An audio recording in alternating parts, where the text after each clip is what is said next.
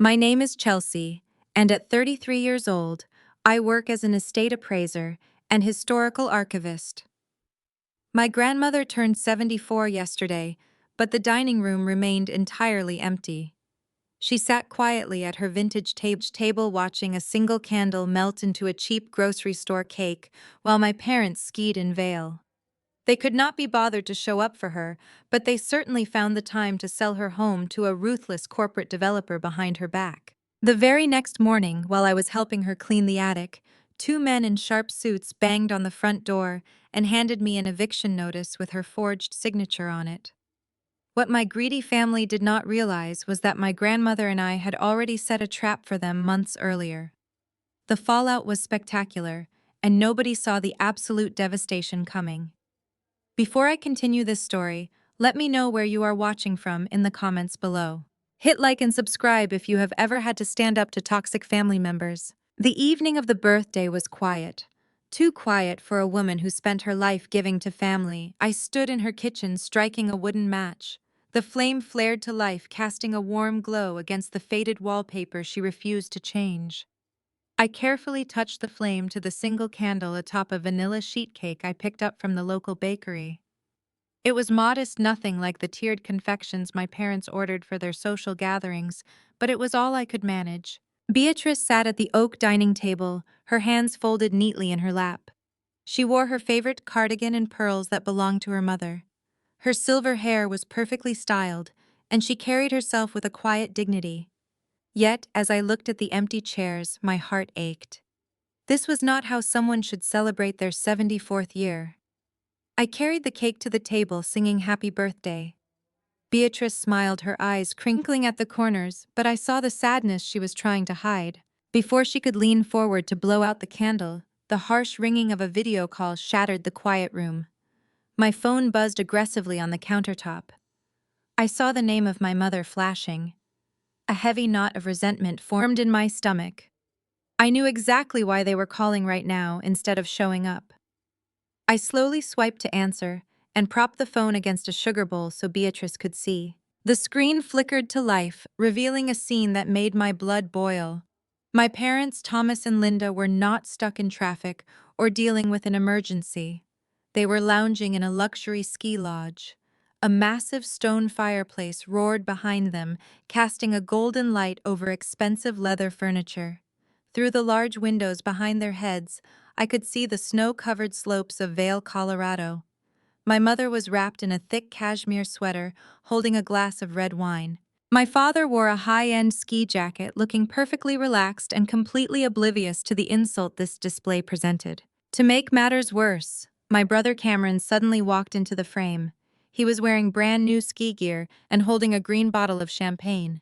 He laughed loudly, ignoring the camera as he popped the cork, sending a spray of foam onto the hardwood floor. He did not bother to look at the screen or wish our grandmother a happy birthday. He just poured himself a glass and walked out of the frame, chatting with someone off camera. Cameron was the golden child, the one who could do no wrong, the one whose massive debts were constantly swept under the rug while my career was treated like a useless hobby. My mother leaned into the camera, her face arranged in an expression of practiced sympathy. "Happy birthday, Mom," she said, her voice overly bright and hollow. "We feel terrible that we could not make it down for your special dinner tonight. The weather here in Vail is just absolutely perfect, and we simply could not pass up the opportunity to hit the slopes. You know how much your grandson loves to ski. It has been a stressful season for him with his startup, so we felt he really needed this getaway to decompress." I stared at the screen, trying to process the sheer audacity of her words. She was using the fake stress of Cameron to justify abandoning her own mother on her birthday. "We would have sent a nicer gift," my mother continued, taking a sip of her wine, "but you would not believe the exorbitant prices they charge for room service at this lodge. It is practically criminal what they ask for a simple cheese board." The absolute lack of self-awareness was staggering. Before I could formulate a response, my father leaned into the frame, taking the phone from my mother. "Chelsea," he said, using his sharp, authoritative tone, the one he always used when giving me orders. "Listen, since we are tied up out here, I need you to handle something for me. I need you to go ahead and pay the electricity bill of your grandmother this month. Just cover it from your account and we will settle up later.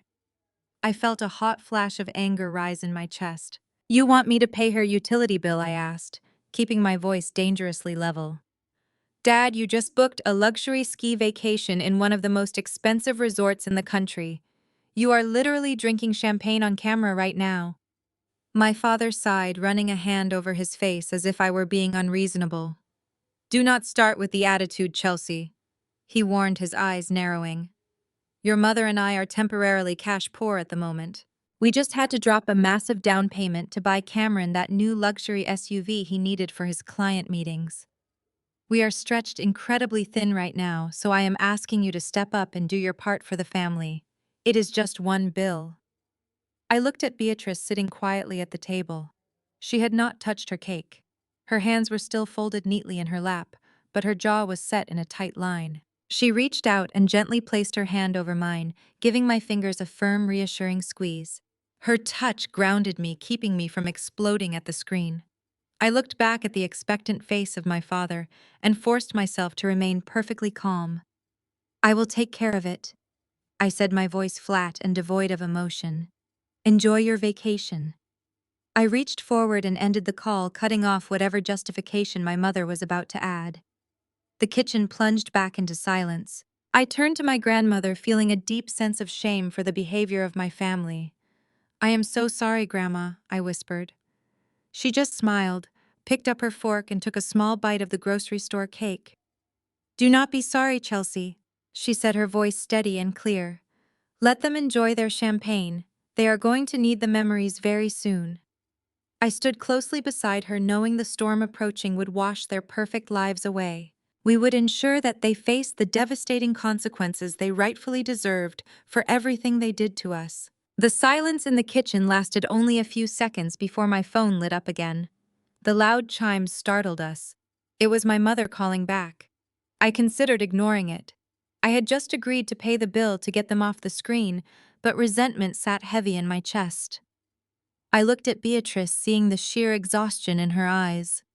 Taking a deep breath, I answered the call. My mother appeared on screen, adjusting her cashmere sweater with mild irritation. The connection dropped, she said, waving dismissively. Anyway, your father wanted me to remind you to also handle the property tax installment this month. We are incredibly busy with Cameron and his investors right now. It slipped our minds before leaving. I stared at her perfectly smooth face. The sheer audacity of her request finally broke through the wall of polite submission I had maintained for years. No, I said. My voice was quiet, but it carried a weight that made my mother stop adjusting her sweater.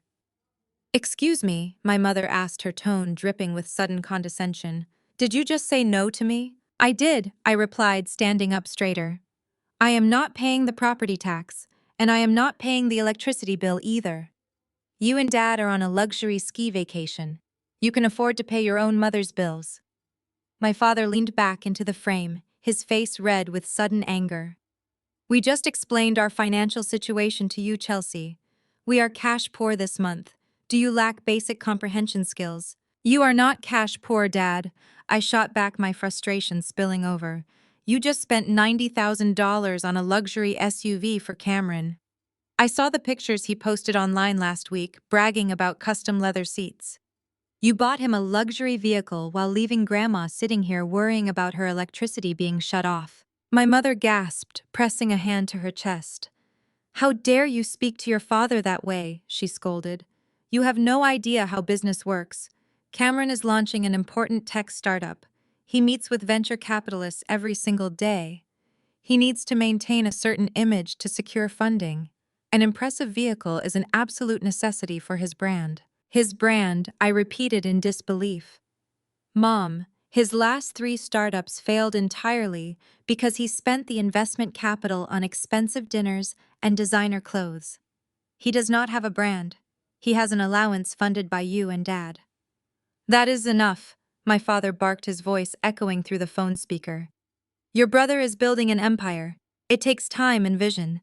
Just because you chose a dead-end path does not mean you get to judge his entrepreneurial spirit. My mother nodded, leaning closer to the camera.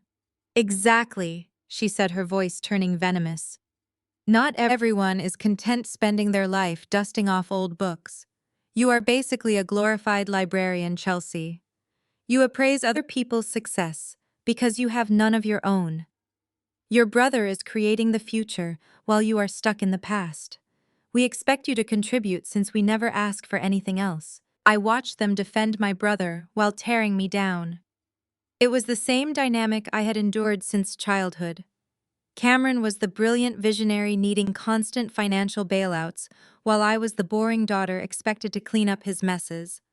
I was a highly sought-after estate appraiser consulting for major museums. I built a successful career that funded my life entirely. Yet to them, I was just a disappointment because my work did not come with a flashy title. You are right, Mom, I said, my voice dropping to a calm, cold register. I do live in the past. I value things with actual history and genuine worth. Things that cannot be bought with empty promises or fake startup pitches. I am not paying another dime for Cameron to play pretend. And I am certainly not funding your ski trips while Grandma sits here alone on her birthday. Chelsea, if you hang up this phone, my father threatened, pointing a finger at the camera. I did not wait to hear the rest. I tapped the red button, watching their angry faces vanish into a black screen. I placed the phone face down and let out a shaky breath. My hands trembled from the adrenaline. It was the first time I had flatly refused their direct demand, and the guilt they conditioned into me fought against an overwhelming sense of relief. I turned to look at Beatrice, expecting her to be upset by the confrontation. Instead, she was calmly slicing a piece of the vanilla grocery store cake. She slid the plate toward me and then poured herself a cup of chamomile tea. She did not cry. She did not tremble. She lifted her delicate porcelain teacup and took a slow, deliberate sip. They have always been so loud, Beatrice said softly, placing the cup back on its saucer. Volume is the only way they know how to communicate when they feel they are losing control. I sat down next to her. I am sorry they ruined your birthday, Grandma. I should not have let them get to me. She reached out and patted my arm, her eyes sparkling with a strange, knowing calmness. Oh, my dear girl, she whispered. You gave me exactly what I wanted for my birthday. You finally told them no. That is a gift worth more than any fancy dinner they could have bought me. We sat together in the quiet kitchen, eating cake and drinking tea. For a long time we did not speak. We both knew a storm was coming. My parents would not let this defiance go unpunished. They would retaliate, trying to force me back into my designated role as the obedient daughter who existed only to fund their golden child. But they had no idea what we had already set in motion. They thought they still held all the cards. The evening slowly faded into night. I helped Beatrice wash the few dishes and then walked her to her bedroom. I stayed in the guest room, tossing and turning for hours. Every time I closed my eyes, I saw my brother popping champagne while my grandmother sat alone. I woke up early the next morning feeling exhausted but resolute. I brewed a pot of coffee and stood by the front window watching the neighborhood slowly wake up. The street was quiet, lined with old oak trees. It was a peaceful morning. Then the peace was abruptly destroyed. A sleek black town car turned the corner and drove down our street, moving too fast for the residential speed limit. It stopped aggressively in front of the driveway. The engine idled loudly. The back doors opened in unison, and two men stepped out onto the pavement.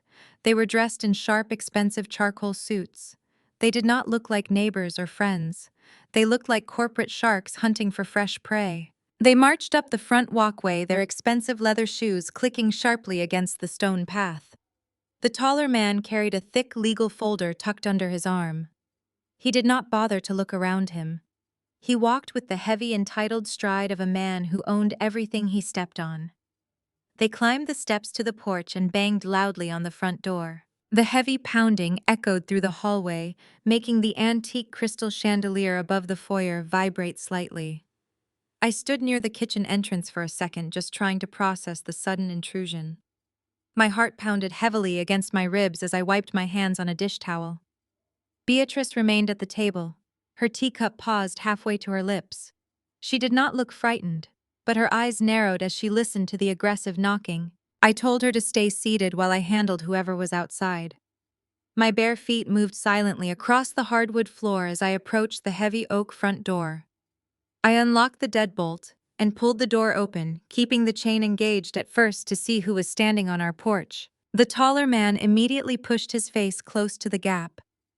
"Are you Beatrice?" he asked, his tone flat and demanding. He did not introduce himself or offer a polite morning greeting. He just stared at me with pale blue eyes that held absolutely no warmth. "I am her granddaughter," I replied, keeping my voice steady, despite the sudden spike in my heart rate. "She is resting right now. Whatever you are selling, we are not interested. Please step away from the door." I attempted to close it, but he firmly planted his polished leather shoe against the door frame. "I am not selling anything," he said, his lips curving into a tight, humorless smile. "I am Jason, and this is my associate. We represent Apex Horizon Real Estate Development. We need to speak with the current occupants of this property immediately regarding the transition timeline." I frowned and disengaged the chain, pulling the door open a few more inches. "There is no transition timeline," I told him. "My grandmother has owned this house for 40 years. It is not on the market. You have the wrong address." Jason let out a short, breathy laugh and looked at his associate.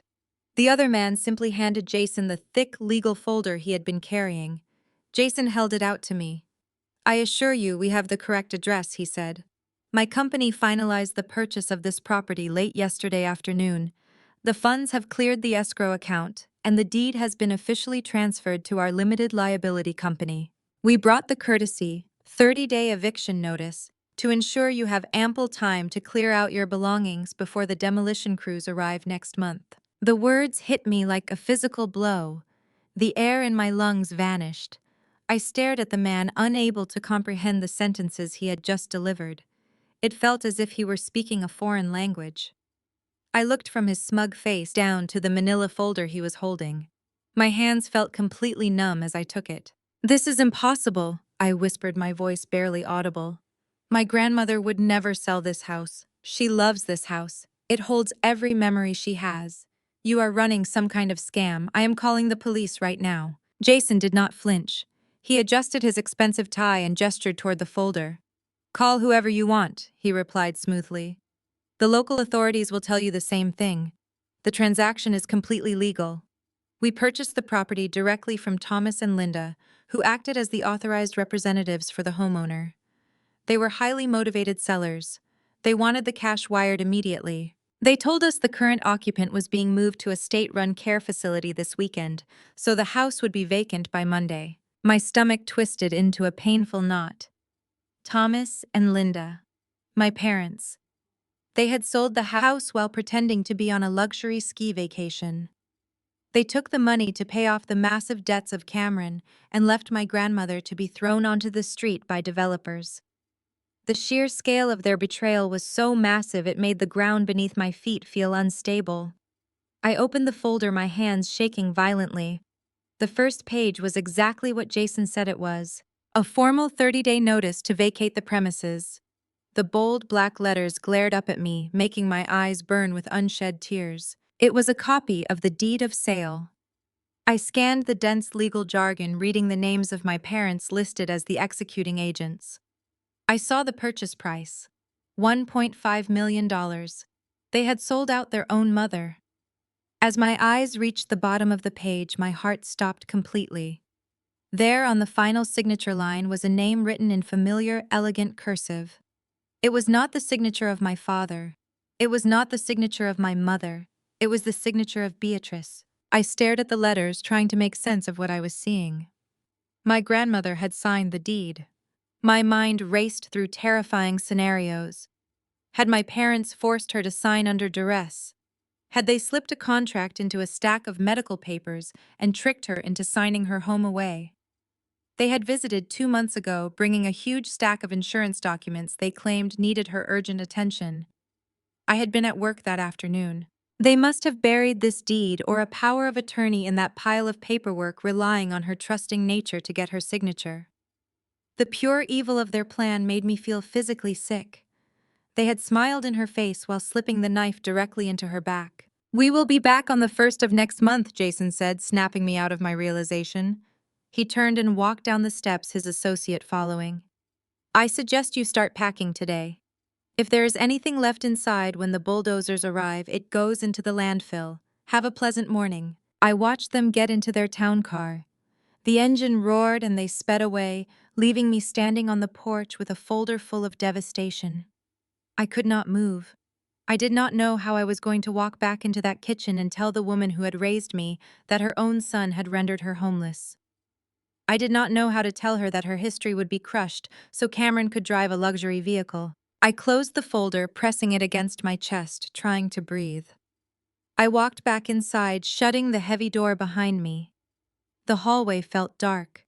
As I leaned against the door, closing my eyes, I heard the soft rustle of fabric. I opened my eyes. Beatrice was standing in the shadows of the hallway just a few feet away. She had left the kitchen and had been listening to the exchange. Her face was completely calm. There were no tears in her eyes. "Grandma," I started, my voice cracking as a single tear escaped and rolled down my cheek. "Grandma, I am so sorry. Dad and Mom, they did something terrible. They tricked you. They sold the house to developers." Beatrice stepped out of the shadows and walked toward me. Her posture was straight and her movements were steady. She placed her hand gently on my shoulder. "Let them think they won," she whispered, her voice carrying a sharp, steely edge. "We are going to fight back right now. Call Mitchell." I looked at my grandmother, absorbing the absolute certainty in her voice. She was not a fragile old woman folding under the weight of betrayal. She was a brilliant strategist who had anticipated their greed for months. I nodded, taking a deep breath to steady my racing heart. "I will call Mitchell," I promised her, "but first I need to hear them say it. I need to hear them admit what they just did to you out loud."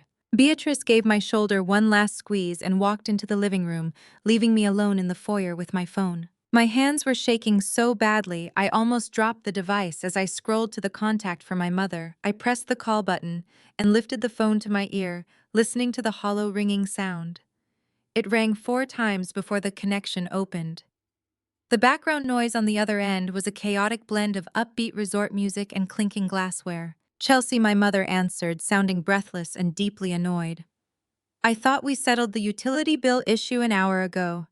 We are just sitting down for an early lunch at the lodge, and I really do not want to spend my vacation arguing over trivial expenses." There was nothing trivial about what I was holding in my left hand. "You sold the house," I said, my voice trembling with a mix of fury and absolute disbelief. "I just had 2 corporate developers standing on the front porch handing me a 30-day eviction notice." "You sold Grandma's house out from under her while you were drinking champagne in Colorado." I expected silence. I expected stuttering panic, or at least a feeble attempt at denial. Instead, my mother let out a long, dramatic sigh, as if I were a toddler throwing a tantrum in a grocery store. "Oh, for heaven's sake!" she snapped, her tone shifting from annoyed to fiercely aggressive. "Those real estate agents were supposed to handle the notification discreetly on Monday. Leave it to them to ruin a perfectly good transition plan. You are being completely hysterical, Chelsea, so lower your voice before you give me a migraine." "Hysterical," I repeated, gripping the phone so tightly my knuckles turned white. "You forged her signature on a deed of sale and sold the home she has lived in for 4 decades. You rendered your own mother homeless for a payout." "I did not forge anything," my mother shot back defensively. "Your grandmother signed a comprehensive power of attorney 2 months ago when we visited. She knew we had her best interests at heart. And let us be completely realistic here, Chelsea. That house is way too big for a woman her age. The stairs are a hazard and the maintenance is a massive money pit. We actually did her a favor. We secured a highly recommended spot for her in a state-run care facility. They have nurses on staff round the clock. It is the responsible thing to do." "A state-run care facility," I echoed, feeling bile rise in my throat. "You are putting her in a state-funded nursing home so you can pocket $1.5 million. You do not care about her safety. You care about cashing in on her life." "We needed the cash," my mother yelled, losing her composed country club facade. "You have no idea the kind of pressure your father and I have been under lately. Cameron made some aggressive moves in the cryptocurrency market last quarter. The market tanked, and his entire portfolio was wiped out overnight. He is facing absolute financial ruin. His investors were threatening to file lawsuits. We had to liquidate assets immediately to save your brother from going to prison for defrauding his backers." The sheer ugliness of her justification made the room spin. You sold your mother's home to pay off the gambling debts of your son, I asked, my voice dropping to a harsh whisper. You are throwing an elderly woman out onto the street so Cameron does not have to face the consequences of his own reckless stupidity. You are both monsters. Before my mother could respond, there was a loud shuffling sound on the line. The phone was snatched away, and the heavy, booming voice of my father filled the speaker. Listen to me very carefully, Chelsea, he growled. You are to stay out of adult financial matters. You do not understand the complexities of wealth management or business liabilities. Your brother is the future of this family, and we are protecting our investments. We have legal authority over that property now, and the transaction is complete. You will pack up your grandmother's personal items this weekend and prepare her for the move. Do not make this harder than it has to be, or I promise you I will make your life miserable. He ended the call with a sharp click. The line went dead. I stood in the foyer staring at the darkened screen of my phone. They had confessed to everything without a single ounce of remorse. They genuinely believed they were entitled to sacrifice my grandmother to save their golden child. The depth of their delusion was staggering, but their arrogance was exactly what we needed to trap them. I walked into the living room where Beatrice was waiting. She looked at me, her expression calm and unbothered. They admitted it, I told her.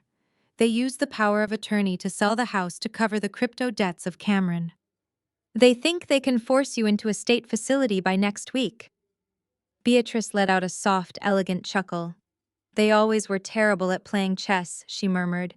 They only ever look one move ahead. Call Mitchell, my dear. Tell him the bait has been taken. I spent the rest of the day on the phone with Mitchell, our trust attorney.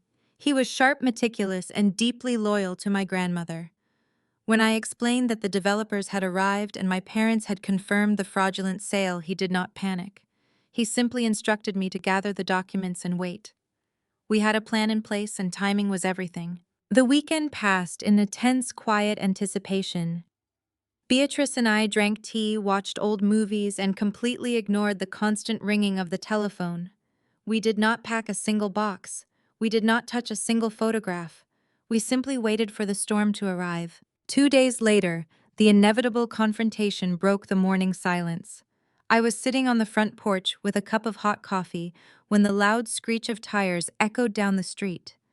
A massive black luxury SUV, the one my parents had just purchased with their supposedly limited funds, swerved into the driveway and slammed into park. The doors flew open and my parents climbed out. They were still wearing their expensive winter resort clothing, looking tanned and absolutely furious. From the back seat, Cameron emerged. He wore a designer tracksuit and expensive sunglasses, carrying himself with the obnoxious swagger of a man who believed he had just gotten away with the crime of the century. He popped the trunk of the SUV and began pulling out thick stacks of flattened cardboard moving boxes and large rolls of packing tape. They marched up the front walkway, moving in a tight, aggressive formation. I simply watched them approach without moving an inch. My father, Thomas, led the charge up the concrete steps. His face was flushed from the morning air and the sheer exertion of his own entitlement. My mother, Linda, followed closely behind him. She was wearing a pristine white ski jacket that probably cost more than my first car. Her designer sunglasses shielded her eyes, but I could feel the coldness of her glare through the dark lenses. And then there was Cameron. My younger brother trailed behind them, balancing a massive stack of flattened cardboard boxes and several rolls of heavy packing tape. I was chewing gum loudly, completely unbothered by the gravity of what they had come here to do. I did not move from my spot on the porch. I took a slow sip of my coffee and let the silence stretch between us. My father reached the top step, dropping his expensive leather duffel bag onto the wooden floorboards. Move out of the way, Chelsea, my father commanded. We have massive amounts of work to complete this weekend. The developers are expecting this property to be vacant by Monday morning. We need to start packing immediately. You are not stepping foot inside this house, I told him. My voice was eerily calm. You do not live here. You do not own this property. You have absolutely no right to cross this threshold. My mother pushed past my father and stepped up to my level, ripping off her sunglasses. Stop being dramatic, Chelsea, she snapped. We facilitated a legal transaction. Your grandmother is moving into a wonderful care facility where she will have round-the-clock supervision. Now open the door and start making yourself useful. Before I could respond, Cameron dropped his stack of cardboard boxes onto the porch. The heavy thud echoed through the neighborhood. Look at the glorified librarian trying to play security guard, he sneered. Come on, Chelsea, open the door. I have a tight schedule today. I looked at my brother. He was wearing a brand new designer tracksuit and a gold watch that sparkled in the sunlight. This was the man for whom my grandmother was being sacrificed. A 30-year-old child who gambled away his investments and ran to his parents to cover his tracks. You are not coming inside, Cameron, I said. None of you are. My father stepped closer using his physical size to try and intimidate me. You do not get to dictate what happens here, he growled. I negotiated a $1.5 million deal. That money is sitting in my account. The transfer is complete.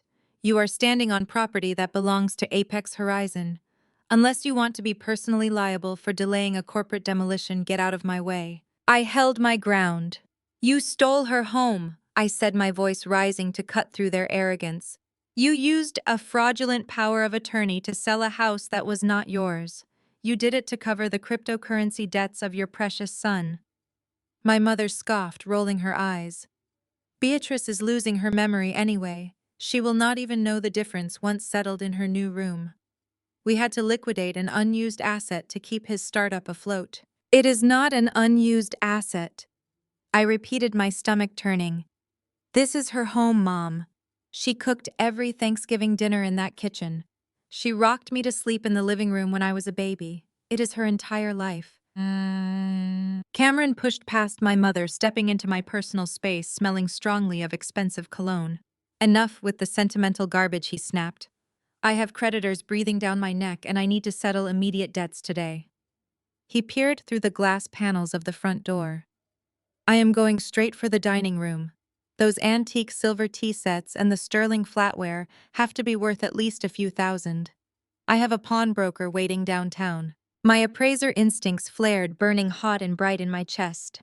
The antique silver collection Cameron casually referred to was a priceless mid-19th century Paul Revere, original passed down for generations. It was worth upwards of $80,000 at a proper auction. My ignorant brother planned to dump it at a local pawn shop for a fraction of its value just to get quick cash. You are not touching the silver, I told him, my voice dropping to a dangerous whisper. You are not touching a single item in this house. If you try to push past me, I will defend my grandmother. Cameron laughed right in my face. What are you going to do, Chelsea, he mocked. Hit me with a dusty book. You are pathetic. You spend your life obsessing over dead people's junk because you have no real life of your own.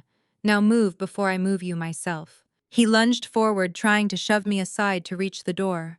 I planted my feet and shoved him back hard. My hands hit his chest with enough force to make him stumble. He tripped over the stack of flattened moving boxes he had dropped earlier and fell hard onto the wooden deck of the porch. Cameron let out a shout of surprise and pain as his elbow slammed against the railing. My mother screamed, rushing to his side, dropping to her knees. "Oh my God, Cameron, are you hurt?" she cried, fussing over his jacket. She glared at me with absolute hatred. "Have you completely lost your mind?" she shrieked. "You just assaulted your own brother." My father was vibrating with rage. His face turned a deep shade of crimson, and the veins in his neck bulged against his collar. He took a threatening step toward me, pointing a trembling finger directly at my face. "That is it," he bellowed. "That is the absolute last straw. I tried to handle this internally as a family, but you have completely lost your grip on reality. You are standing on private property that does not belong to you, blocking authorized agents from doing their job, and violently attacking my son." He reached into his ski jacket pocket, pulling out his smartphone.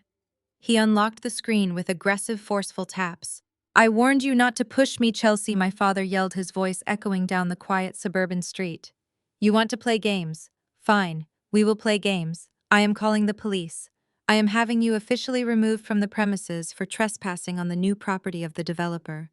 And I am pressing charges for assault." He lifted the phone to his ear and dialed the 3 digits. I stood my ground, watching him with a calm, steady gaze. I did not panic. I did not plead with him to put the phone down. "Yes, I need an officer. Dispatched immediately." my father said into the phone, his voice dripping with righteous indignation. I am at a property I just sold to a commercial developer, and there is an unauthorized individual trespassing on the porch. She is refusing to vacate and she physically assaulted my son. Yes, send a patrol car right now. He ended the call and slipped the phone back into his pocket. He looked at me with a smug, triumphant smile, expecting me to break down in tears. He expected me to fall to my knees and beg for his mercy. The police will be here in less than 10 minutes, my father said, crossing his arms over his chest. You are going to be arrested, Chelsea. This is what happens when you disrespect your family. I hope you enjoy sitting in a jail cell while we pack up your grandmother's things. The minutes after that threat stretched out with a strange, deliberate cruelty. Thomas did not move away from the porch. He planted himself at the bottom of the steps, like a man waiting for an audience to arrive and validate every lie he had told. Linda stood beside him with her arms folded tightly across her white ski jacket. Cameron dropped onto the cushioned wicker settee near the porch railing, as though this were an inconvenience between appointments, rather than the destruction of his grandmother's life. None of them looked ashamed. They looked irritated that I was making the theft difficult. My father glanced at his watch and gave me a thin, contemptuous smile. You have always been a bitter disappointment, Chelsea, he said. Even as a child, you had to turn everything into a moral lecture. Cameron understands how the real world works. He takes risks. He builds things. He thinks on a scale you have never been capable of understanding. You hide behind dusty files and old furniture, and then pretend that makes you virtuous. I felt the old words hit the same place they had hit for years, but they no longer had the same power. I looked at him and saw a man standing in front of a house he had tried to steal while waiting for the police to arrest the person protecting it. If that is your definition of success, Dad, I said, then I am perfectly comfortable disappointing you. A future paid for with Grandma's house, I replied. Thomas laughed sharply. Stop pretending this is some sacred temple. It is real estate. Yesterday afternoon, Apex Horizon wired $1.5 million into my account. 1.5 million, Chelsea. Real money. Cleared funds. The transaction is complete no matter how much you stand there performing outrage. That wire proves serious professionals recognize the value of what I negotiated. You are bragging about money you obtained by selling property you did not own, I said. That is not proof you are a good businessman. It is proof somebody trusted a fraudulent transaction long enough to send you the money. His smile twitched. Fraudulent, according to you. According to the documents you forged, I answered. Cameron suddenly laughed from the porch settee. He had stopped pretending his elbow hurt. His sunglasses were pushed onto the top of his head, and he was staring at his phone with both thumbs moving rapidly across the screen. I watched him swipe through photographs of luxury watches on a shopping site. Gold cases, diamond bezels, limited editions. He enlarged one image and whistled softly. This one is insane, he said to Linda, as if I were not standing 10 feet away. They can deliver it by tomorrow if I pay for priority shipping. My mother actually leaned over his shoulder. That face is too flashy, she said. Get the black one. It looks more serious for investor meetings. For a moment, I thought I had misunderstood what I was seeing. Then Cameron tapped the checkout button and opened a digital wallet linked to one of the family accounts. The casualness of it was almost more offensive than the theft itself. Are you buying a watch right now? I asked. Cameron looked up with an annoyed expression. I need to replace the one I am wearing, he said. This model is last year's release. Investors notice details. You told me creditors are breathing down your neck. Your parents just sold Grandma's house because you supposedly need emergency money, and you are shopping for another luxury watch while the police are on their way. He shrugged. Image is part of business. Mom already explained that to you. Besides, the money is there now. We finally have room to breathe. Thomas turned toward him sharply. Do not discuss account details in front of her. How much have you already moved? I asked. Cameron's eyes flicked toward Thomas and then away. None of your business. My father stepped up one stair. Do not interrogate your brother. The funds are under my control and I will allocate them as I see fit. Cameron has liabilities that need to be handled immediately. We are protecting the family's long-term position. You mean you are hiding the consequences of his debts, I said. I looked through the glass panels of the front door. Beatrice stood several feet inside the hallway where my family could not easily see her. She was upright and perfectly composed. Her face did not show fear. It showed recognition. Every sentence coming from her son and daughter was confirming exactly what we had suspected months earlier. They were not acting from confusion. They believed they were entitled to convert her life into cash. Cameron rose from the settee and slipped his phone into his pocket. The checkout page had disappeared. He smiled at me with the same lazy confidence he always wore after our parents rescued him. You should really stop fighting this, Chelsea. Dad already has the money. The developer has the paperwork. The cops are coming. When they get here, you are going to look insane standing on a porch pretending you own a house that was legally sold yesterday. And when they ask where the money went, I said, "What are you going to tell them?" His smile faded for half a second. Thomas immediately cut in. They are not going to ask about the money. Local police do not audit private business transactions. They are coming here because you assaulted your brother and refused to leave property owned by Apex Horizon. That is the only issue that matters this morning. He folded his arms again and looked toward the street, waiting for the patrol car. His confidence returned because he had reduced the entire situation to one simple expectation. The uniforms would arrive. He would show them a deed and a power of attorney. They would see his expensive SUV and polished clothes. They would see me standing barefoot on an old porch arguing with my family. He believed authority would automatically choose him. You still have time to make this easier on yourself, he said.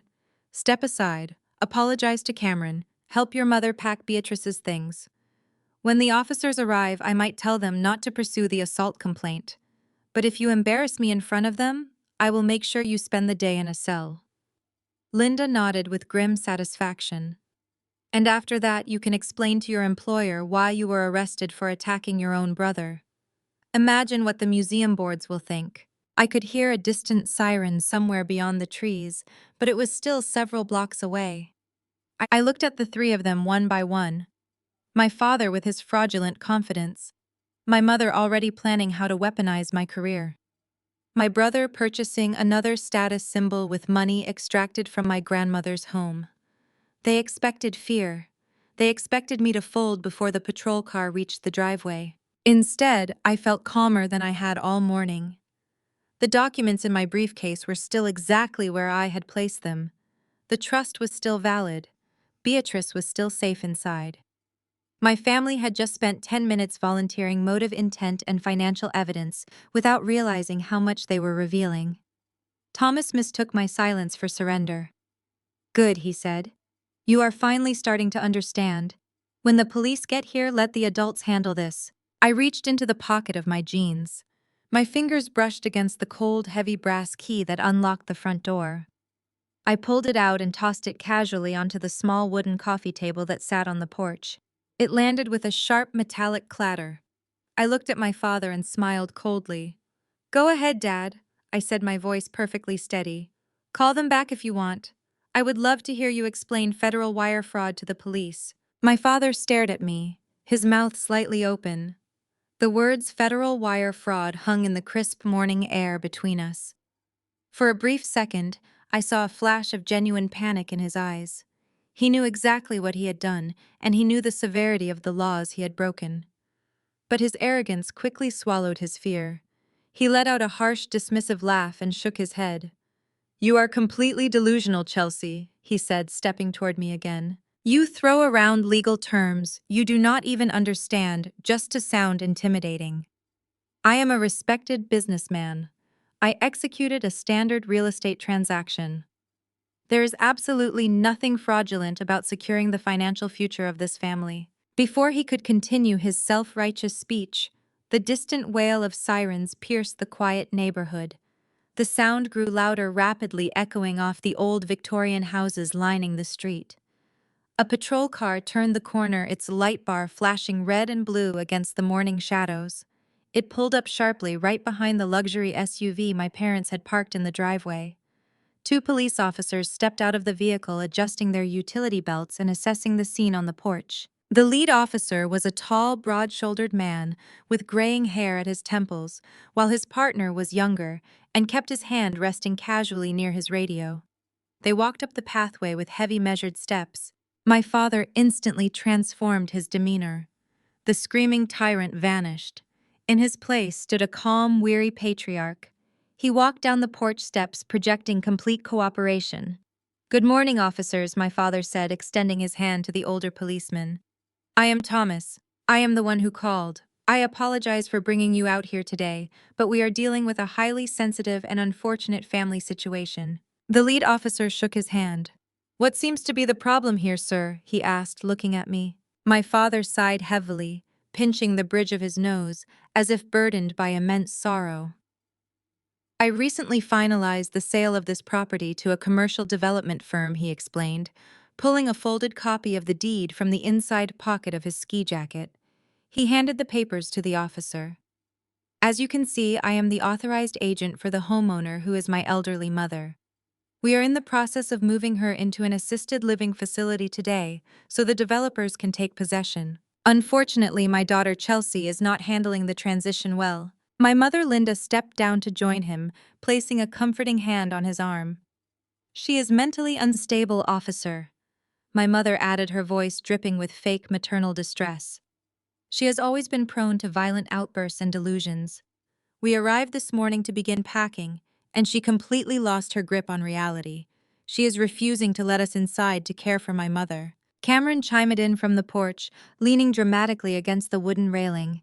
He held his right arm at an awkward angle, groaning softly.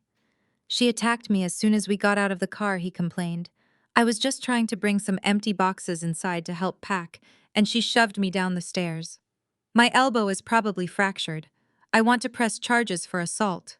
The younger officer took out a small notepad and began writing down the dramatic claims of Cameron. The lead officer reviewed the paperwork my father had handed him. It looked incredibly official.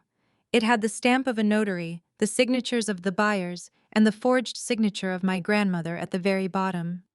To an untrained eye, it appeared to be a perfectly legitimate real estate transaction. The officer nodded slowly, folding the papers and handing them back to my father. He then bypassed my parents and walked directly up the steps to face me. "Miss," the officer said, his voice firm but professional, "your father has presented documentation showing he has the legal authority to clear this house. You cannot stand here and physically block the rightful representatives from entering the property. If you assaulted your brother, we are going to have a much more serious conversation. Now I need you to step aside and let them pass, or I will have to place you in handcuffs and remove you for trespassing." My parents stood at the bottom of the steps, wearing identical expressions of smug satisfaction. My mother actually crossed her arms and offered me a tiny, victorious smirk. They honestly believed they had won. They thought their expensive clothes and practiced lies were enough to steamroll over me and discard Beatrice like trash. I did not raise my voice. I did not cry or act like the hysterical woman they had just described, "Officer, I understand why this looks like a simple property dispute," I said, maintaining steady eye contact with him. "However, the document my father just handed you is a complete fabrication. He does not have the legal authority to sell this house because the person he claims to represent does not actually own it anymore." My father let out an exasperated groan. "Listen to her, officer," he interrupted, taking a step up the stairs. "She is speaking absolute nonsense. My mother signed that deed 2 days ago. I have the power of attorney right here in my bag. Please just arrest her so we can get to work." The officer held up a hand to silence my father. "Let her speak, sir," he ordered. He turned back to me. "What do you mean the homeowner does not own it anymore?" I reached down to the small wooden table where I had placed my leather briefcase earlier that morning.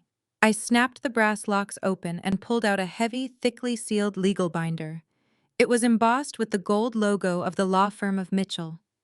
I held the heavy binder out to the lead officer. I took the binder from my hands. Its sheer weight seemed to surprise him. I watched his eyes scan the cover before he broke the formal wax seal on the side. My father chuckled, a low, patronizing sound meant to dismiss whatever evidence I was presenting. "You can stop the performance, Chelsea," my father said, walking up the remaining steps to stand right behind the officer. "A fake binder is not going to save you from a trespassing charge. We have the developer contract. We have the money in our account. You have absolutely nothing." The officer ignored my father entirely. He opened the thick cover and began reading the first page of the densely typed document. The tension on the porch shifted instantly. The professional indifference on the face of the policeman vanished completely, replaced by a sharp, focused intensity. He read the paragraphs carefully, tracing the notarized stamps and the official state seals affixed to the paper. The air grew perfectly still. The lead officer closed the binder with a loud, definitive snap. He turned around very slowly to face my silent father.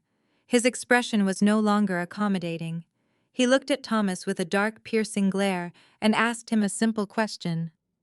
"Sir, why are you trying to sell property owned by an irrevocable historical conservancy trust?" My father blinked. The color drained from his face, leaving him looking like a ghost.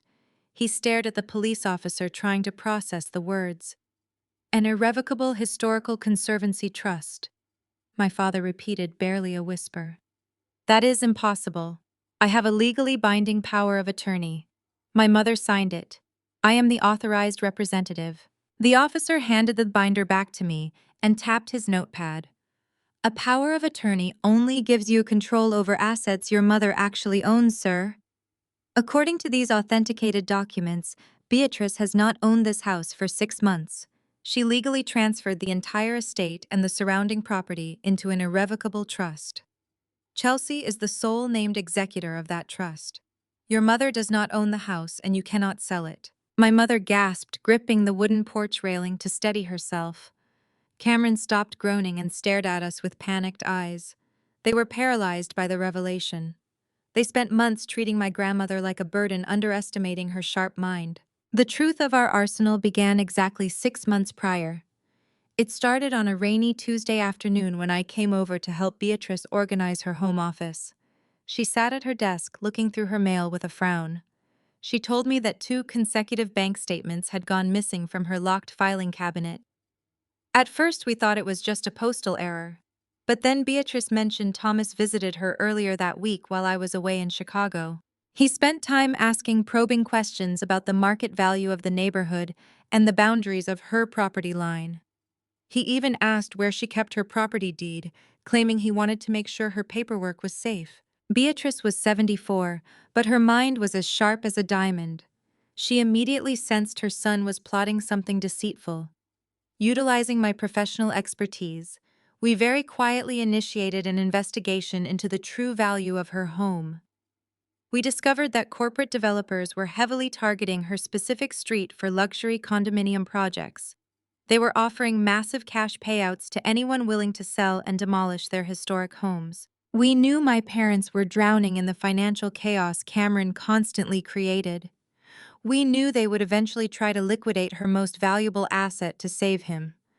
So we decided to strike first. We secretly scheduled an appointment with Mitchell.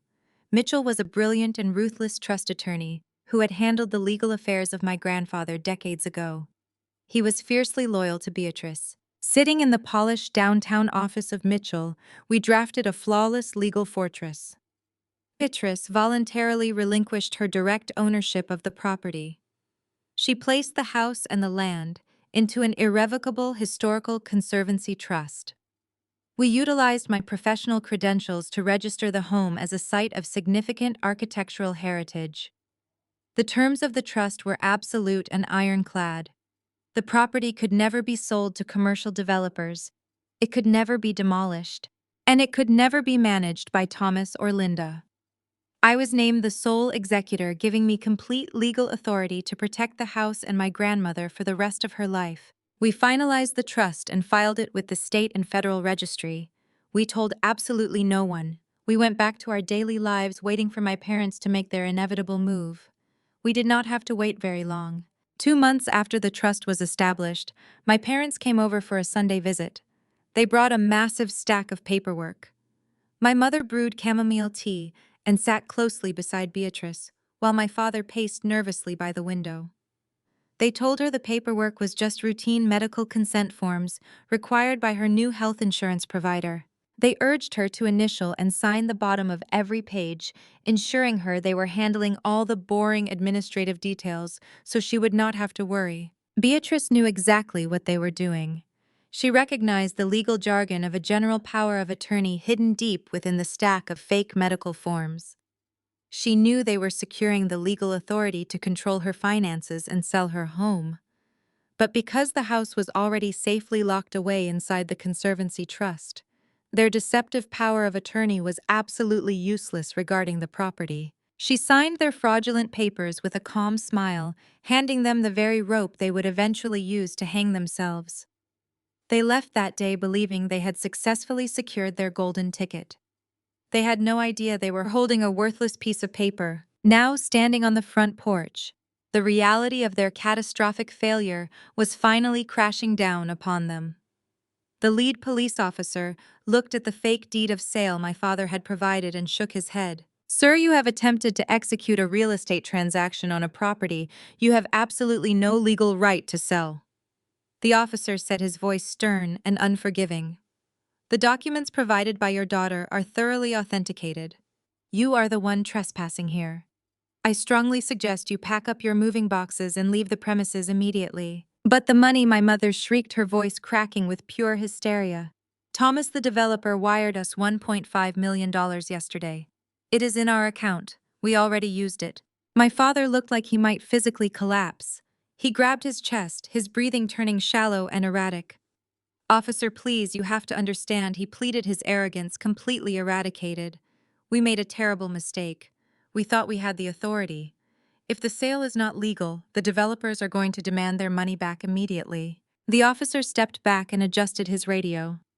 That sounds like a massive civil dispute, sir. It is not a matter for the local police department. I advise you to contact a good lawyer because you are going to need one. If we are called back to this address because you are harassing the rightful executor of this trust, you will leave in handcuffs. Have a good day. The two officers turned around and walked back down the pathway. They climbed into their patrol car and drove away, leaving my family standing on the porch in a state of absolute devastation. The silence that followed was suffocating. My father stared at his trembling hands. My mother covered her face, weeping quietly. Cameron looked at the luxury watch on his wrist, realizing it was bought with stolen funds he would now have to repay. Before any of them could speak, a sleek silver sports car turned onto our street. It was moving incredibly fast, the engine roaring aggressively. The car swerved into our driveway, stopping mere inches from the rear bumper of the luxury SUV my parents had arrived in. The driver's side door was thrown open with violent force. Jason, the corporate real estate developer, stepped out. His expensive charcoal suit was rumpled and his face was flushed with pure, unadulterated rage. He slammed his car door shut, the sound echoing like a gunshot. He stormed up the front walkway, glaring directly at my father. He did not look like a businessman anymore. He looked like a predator who had just been backed into a corner.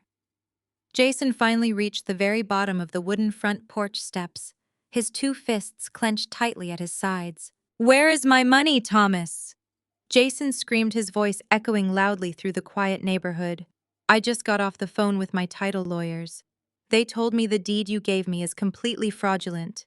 You sold me a house you do not own." My father took a stumbling step backward, bumping into the wooden porch railing.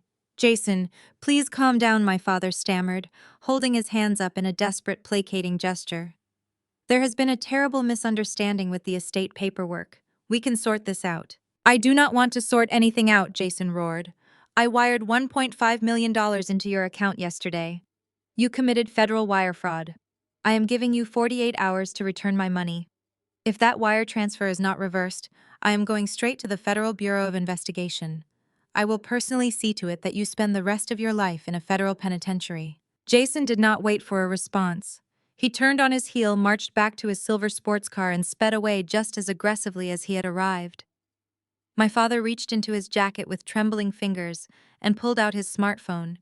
He frantically opened his banking application, his eyes darting across the screen as he tried to initiate a reversal of the funds. All the color drained from his face, leaving him looking like a ghost. He looked up, turning his panicked gaze toward Cameron. "Cameron," my father whispered, his voice shaking with absolute terror. "Where is the money? The account balance is showing less than half of the transfer." "I had to pay them, Dad." Cameron stammered, his eyes darting nervously. The crypto creditors were threatening me. They said they were going to come after me personally. As soon as the wire cleared yesterday, I transferred $800,000 to their offshore accounts to settle the debts. My mother let out a blood-curdling shriek. You did what she screamed, grabbing Cameron by the shoulders of his designer tracksuit. You sent the money to offshore accounts. We cannot get that back. We have 48 hours to return $1.5 million, or your father goes to prison. The money is gone, Mom, Cameron yelled, pushing her hands away. I had to do it. You said the house sale was perfectly legal. You said everything was fine. I stood on the porch watching my family implode under the weight of their own greed. They had trapped themselves in a nightmare of their own making. I did not say another word to them. I simply turned around, walked back inside the house, and locked the heavy oak door firmly behind me. Later that evening, the true reality of their desperate situation began to set in. I was sitting in my apartment downtown, going through some appraisal files, when a frantic pounding started at my front door. I walked over and looked through the peephole. My mother Linda was standing in the hallway. I unlocked the door and opened it just a few inches, keeping my hand firmly on the knob. My mother looked entirely different from the polished, arrogant woman who had stood on the porch. Her perfect hair was a mess, and mascara was running down her cheeks. She was sobbing uncontrollably. Chelsea, please, you have to let me in, my mother cried, pressing her hands against the doorframe. You have to help us. We are going to lose everything. I opened the door wider and stepped back, allowing her to enter my living room. I did not offer her a seat. I just crossed my arms and waited for the performance to begin. My mother immediately collapsed onto my sofa, burying her face in her hands. You have to dissolve that conservancy trust. Chelsea, my mother sobbed, looking up at me with tear-filled eyes. You have to sign the house over to us so we can finalize the sale with Jason. Cameron will go to federal prison. Your father will go to federal prison. We are your family. You have to save your brother. I stared at her, feeling nothing but a deep, profound disgust. The sheer toxicity of her emotional warfare was breathtaking. She was sitting in my apartment begging me to make my 74-year-old grandmother homeless just to cover up a felony they committed. You want me to dissolve a legally binding trust so you can steal the home of your own mother? I asked, my voice dangerously quiet. You want me to throw Beatrice out onto the street so Cameron does not have to face the consequences of gambling away hundreds of thousands of dollars. We did it for his future. Reaching out to grab my hand, I pulled away sharply. He is a genius, Chelsea. You know how hard he works. If he goes to prison, his life is completely over. You are punishing us because you are jealous of him. I am not jealous of a grown man who needs his mommy to steal houses to pay his debts. I shot back, my anger finally rising to the surface. You sat back and watched me eat instant ramen for 5 years to pay off my student loans. You never offered me a single dime of help. You told me I had to learn independence. But when Cameron ruins his life, you buy him a $90,000 Porsche and try to illegally sell the home of my grandmother. My answer is absolutely no. My mother stared at me, her mouth slightly open. She searched my face, looking for any sign of hesitation or guilt. She expected me to cave under the pressure of family obligation, just like I had done when I was younger. But the woman standing in front of her was not a frightened child anymore. I was a successful, independent professional who had built an entire life without their help. When my mother finally realized that her tears were not going to work, the transformation was instantaneous. The heavy sobbing stopped completely. The trembling in her shoulders vanished. The desperate, pleading mother disappeared, and the venomous, controlling narcissist returned in full force. She stood up from the sofa, wiping the ruined makeup from under her eyes with harsh, angry swipes. She smoothed the wrinkles out of her expensive ski jacket and lifted her chin, looking at me with pure, unadulterated hatred. She took a slow, deliberate breath, completely shifting her posture from a broken victim to a ruthless adversary. You think you are so smart? My mother hissed, her voice dropping to a vicious whisper. You think because you hold some piece of paper you have power over this family. You are nothing but a bitter, lonely girl playing with things you do not understand. If you do not dissolve that trust and sign the property over to us by tomorrow afternoon, I will see to it that you lose everything. I asked. Is that a threat, Mom? It is a promise, my mother sneered coldly. Your father is very well connected, Chelsea. We know the people on the board of every major museum in this city. We know the collectors who hire your appraisal firm. If you do not fix this mess for your brother, your father will destroy your career. He will make sure you never appraise another piece of history as long as you live. I stared at my mother. She promised to destroy my livelihood to save Cameron. Resolve solidified in my chest. I did not show her the fear she wanted to see. I pulled the front door open. Get out, I told her. You can tell Dad to do his worst. I am not signing that trust over to you, and I am never speaking to either of you again. My mother glared at me, her chest heaving with rage. She snatched her purse from the sofa and marched out the door without another word. I locked the deadbolt and leaned against the wood, taking a shaky breath. I knew my father was a vindictive man, but I also knew I had law and truth on my side. I went to sleep that night, convincing myself his threats were just empty posturing born from desperation. I was wrong. The reality of his reach hit me 2 days later on a rainy Thursday morning. I worked as a senior appraiser at an elite historical auction house downtown. I had spent 7 years building a flawless reputation in the industry. My clients trusted me implicitly with artifacts worth millions. When I walked through the glass doors of the firm that morning, the atmosphere felt tense. The receptionist, who usually greeted me with a smile, barely made eye contact as she handed me my messages. As I walked down the corridor toward my office, I noticed colleagues looking away or whispering behind closed doors. I tried to shake off the paranoia creeping up my spine, telling myself it was just a stressful morning. Before I could set my briefcase down on my desk, my phone rang. It was the managing director requesting my immediate presence in the main conference room. I grabbed a notebook and walked down the hall, pushing open the mahogany door.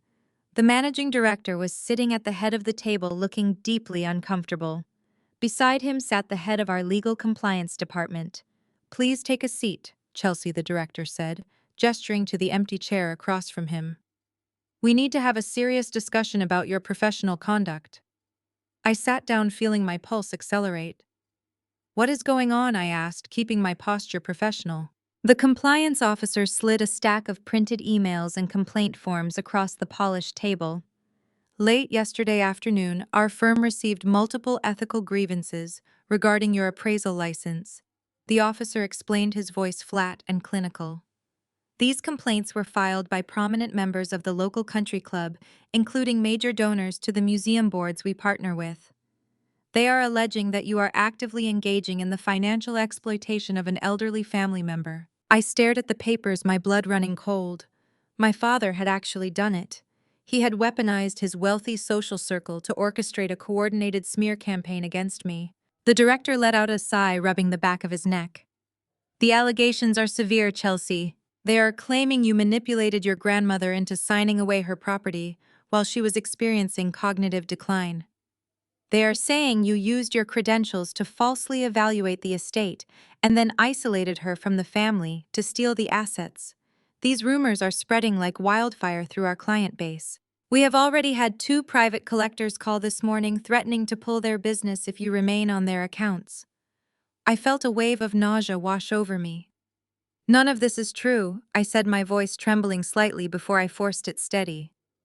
This is a malicious retaliation campaign coordinated by my parents. They committed real estate fraud and I caught them. They are trying to ruin me because I stopped them from selling my grandmother's home to commercial developers to pay off the gambling debts of my brother. The compliance officer frowned, looking down at his notes.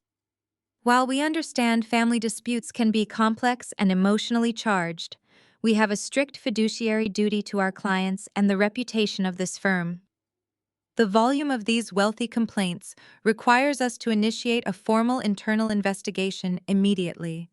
Until this matter is fully resolved and your name is legally cleared, we have no choice but to place you on an administrative leave of absence. You are temporarily suspended, Chelsea. We need your security badge and your office keys. The words echoed in my ears, drowning out all other sound in the room.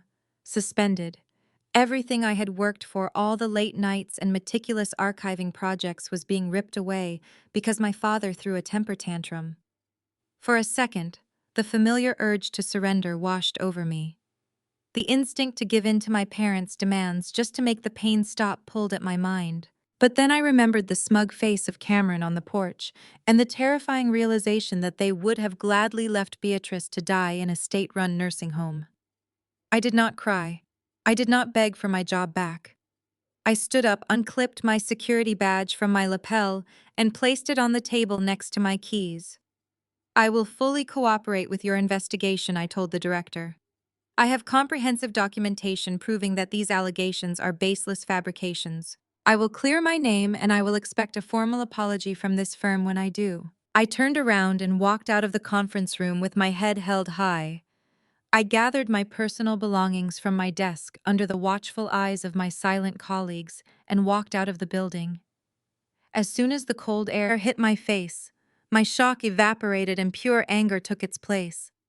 My father thought he had finally backed me into a corner. He thought stripping me of my corporate job would force me to crawl back to him and hand over the Conservancy Trust. He underestimated my preparation. I pulled out my phone and called Mitchell, our trust attorney, leaving him a detailed voicemail about the suspension and the defamation campaign. Then I hailed a taxi to take me across town to my private archiving workspace. It was a secure climate-controlled studio I rented independently to restore fragile historical documents and appraise artifacts away from the corporate office. I kept duplicate copies of all the Conservancy Trust documents there, along with physical evidence of my grandmother's mental acuity, including handwritten letters and time-stamped journals. I needed to gather everything to build an impenetrable defense against the ethical complaints of my father. I watched the city streets blur past the taxi window, visualizing exactly how I was going to dismantle their lies piece by piece. The taxi dropped me off at the industrial brick building that housed my private studio. The street was empty, typical for a Thursday morning. I walked down the alleyway that led to the side entrance, pulling my keys from my purse. My mind was focused on the documents I needed to retrieve to show the compliance board. But as I rounded the corner, my footsteps faltered.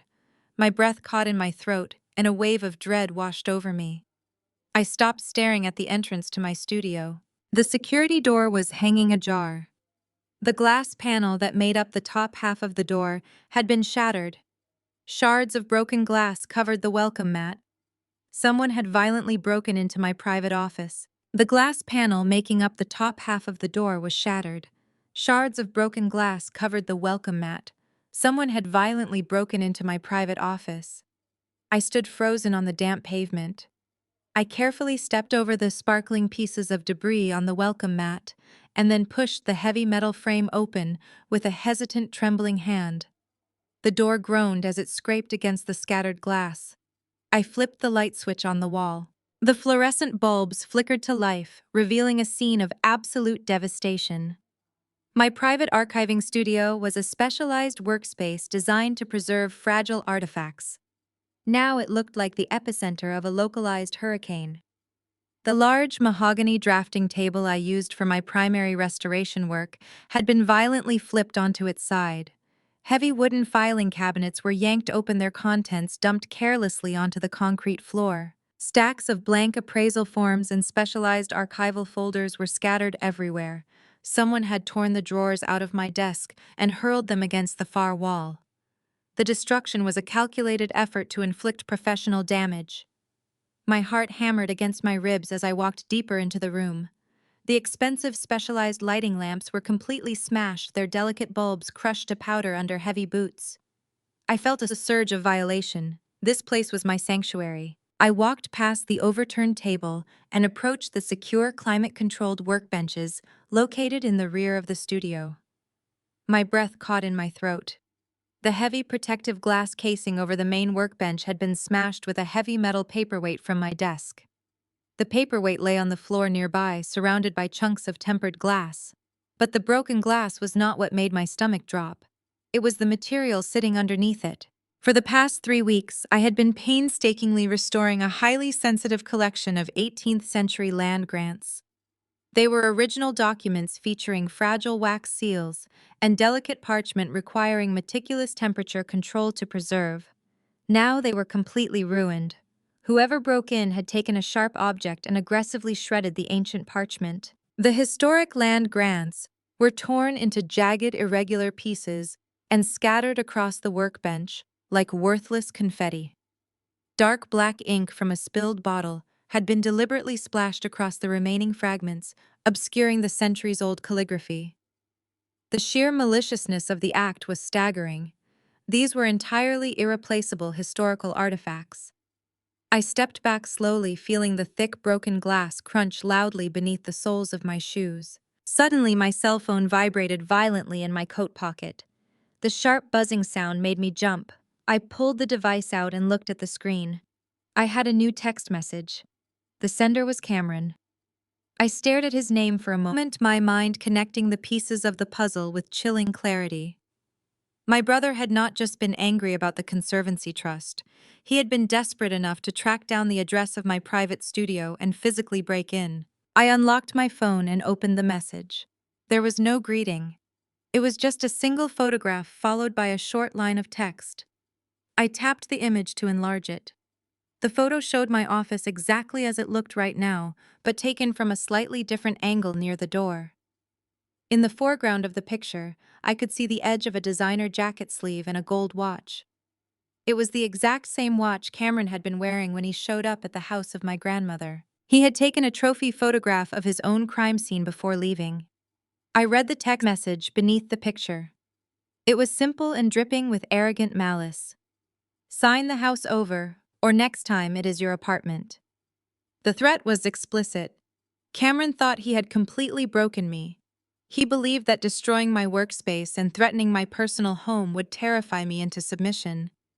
He expected me to be the frightened, accommodating sister I had been years ago. I stood in the middle of the ruined studio holding the phone. I did not feel terrified. I did not feel the urge to surrender to his extortion. Instead, I felt a cold, sharp clarity settle over my mind. I looked around the trashed room and then up at the ceiling in the far corner. When I first rented this industrial space, I knew I would be handling incredibly valuable items. I also knew that relying solely on the security of the building owner was a terrible idea. So I had a private security firm install 2 high-definition motion-activated cameras. They were hidden from view, disguised as standard smoke detectors. They recorded continuously to a secure cloud server that I could access directly from my phone. I tapped out of the text message and opened the security application. I navigated to the recorded events for the morning and selected the file with the largest timestamp. The video buffered for a second before playing in crisp high definition. I watched in real time as Cameron smashed the glass door and climbed into the studio. The audio picked up the sound of him cursing as he cut his hand on the frame. I watched him tear the room apart, flipping the heavy table and smashing the lamps. Then I watched the camera capture a perfect, unobstructed view of his face as he walked over to the climate-controlled workbench. I watched my brother take the metal paperweight and smash the protective glass. I watched him rip the 18th century documents to shreds and pour the ink over them. I watched him pull out his phone, snap a picture, and walk out the door. I lowered my phone and a slow, dangerous smile spread across my face. Cameron thought he was a genius. He thought he found the perfect way to intimidate me by destroying my projects. He assumed the documents on that table were private items belonging to my firm. He assumed the worst consequence he would face was a minor vandalism charge if I dared involve the local police. But Cameron was profoundly ignorant. I did not know the first thing about the archiving industry, and he certainly did not know who hired me to restore those documents. Those shredded 18th century land grants did not belong to me. They did not belong to a private collector or a museum. They were the exclusive property of the Federal Historical Registry. My brother had not just vandalized a private office. He had forcefully broken in and intentionally destroyed federally protected historical artifacts. It was a federal crime carrying severe mandatory prison sentences. My parents wanted to use extortion to save their golden child from his financial debts. Instead, their golden child had just handed me the exact evidence I needed to put him in a federal penitentiary. I did not reply to his text message. I did not call my parents to beg for mercy. I backed out of the ruined studio, being careful not to disturb a single piece of broken glass. I stepped back out into the rainy alleyway and pulled the door shut. I locked my phone and slid it into my pocket. My family thought they were playing a game of intimidation. They had no idea they had just walked directly into a trap they could never escape. I stood in the alleyway holding my phone. Cameron always thought he was untouchable because my parents shielded him from consequences. But they could not shield him from the federal government. I did not call the local police. They would treat this as a standard vandalism dispute, and my father would use his money to make the charges disappear. Instead, I pulled up the directory for the regional field office of the Federal Bureau of Investigation. I tapped the number and listened to it ring. A formal voice answered asking the nature of my emergency. I identified myself as a federally contracted historical archivist. I explained that a violent break-in occurred at my secure facility and original 18th century land grants belonging to the National Registry were intentionally destroyed. The tone of the agent shifted immediately. Destruction of federal historical property is a severe offense carrying mandatory prison time. The agent asked if I had any leads on who committed the crime. I smiled, staring at the damp brick wall of the alleyway. I told him I had video footage of the perpetrator looking directly into a security camera while shredding the documents. The agent instructed me not to touch anything and dispatched an art crime unit to my location. I waited outside in the cold rain, feeling a profound sense of peace. For 30 years, my parents had enabled the destructive behavior of my brother. Today, that enabling was finally going to cost him his freedom. When federal agents arrived, I handed over the video files and gave a comprehensive statement. I did not tell my family a single thing about the investigation. I let them sit in their delusion, believing they backed me into a corner. I knew Jason gave my father 48 hours to return the $1.5 million. I also knew that money was gone wired to offshore accounts by Cameron to cover his crypto losses.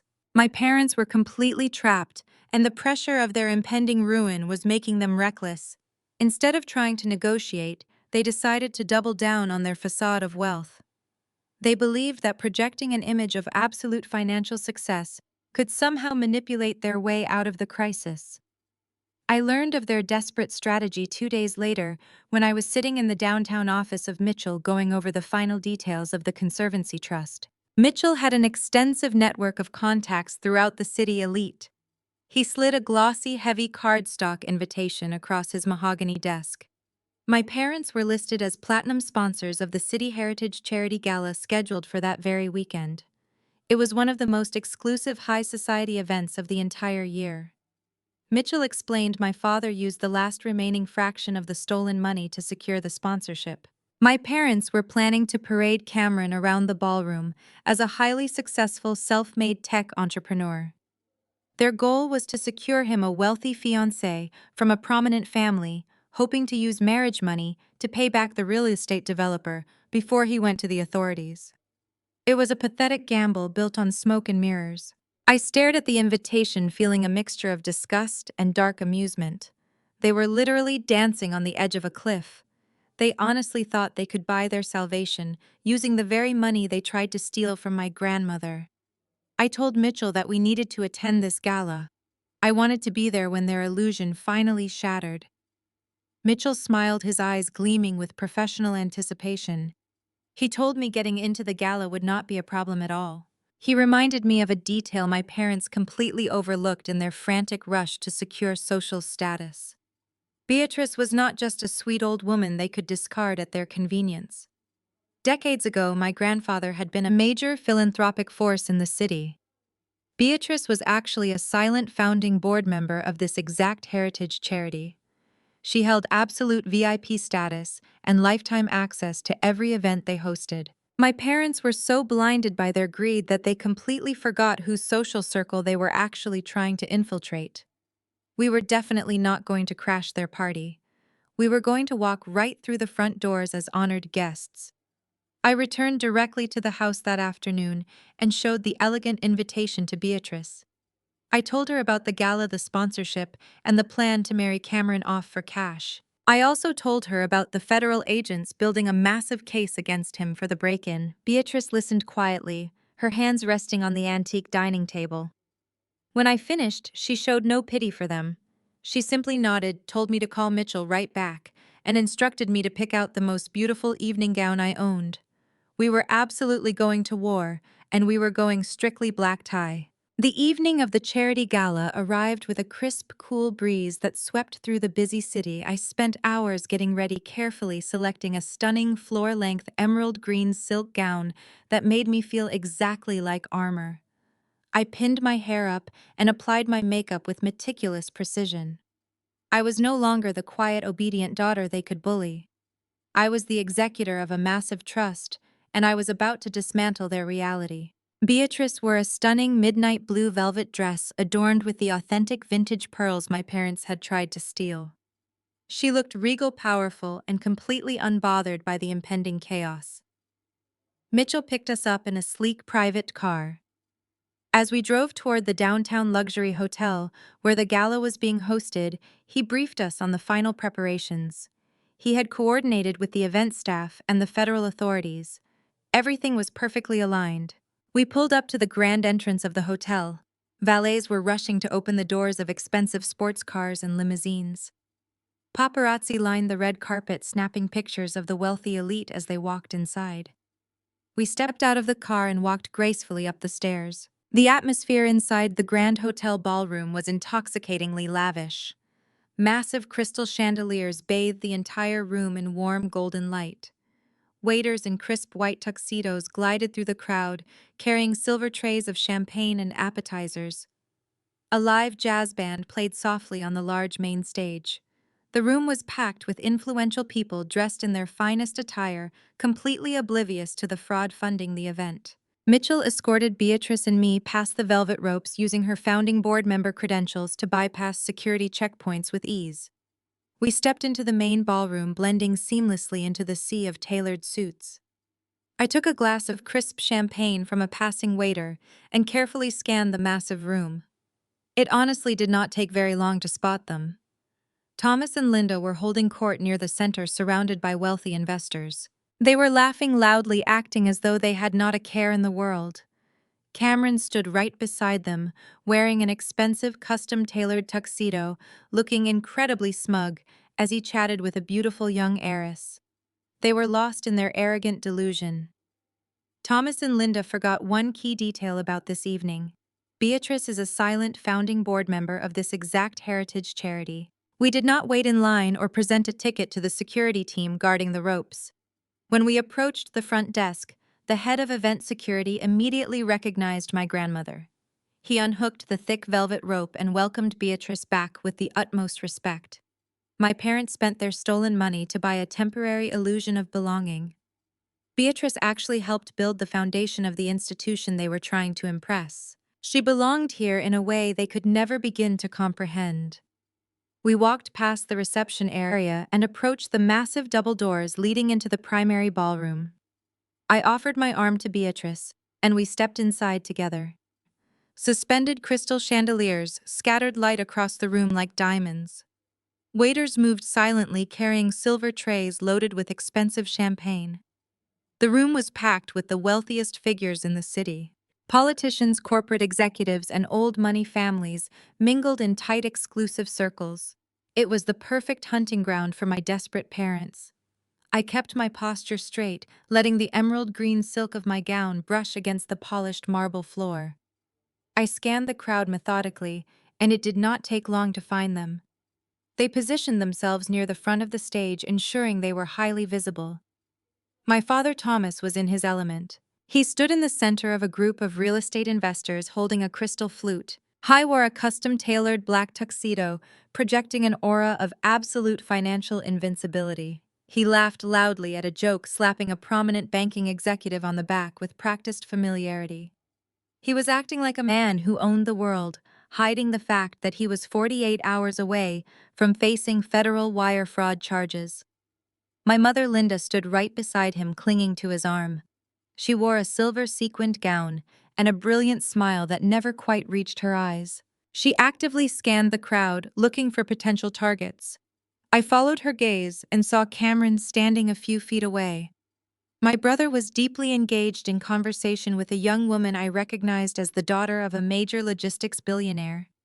Cameron leaned in, flashing his charming practiced smile, pouring on the charisma.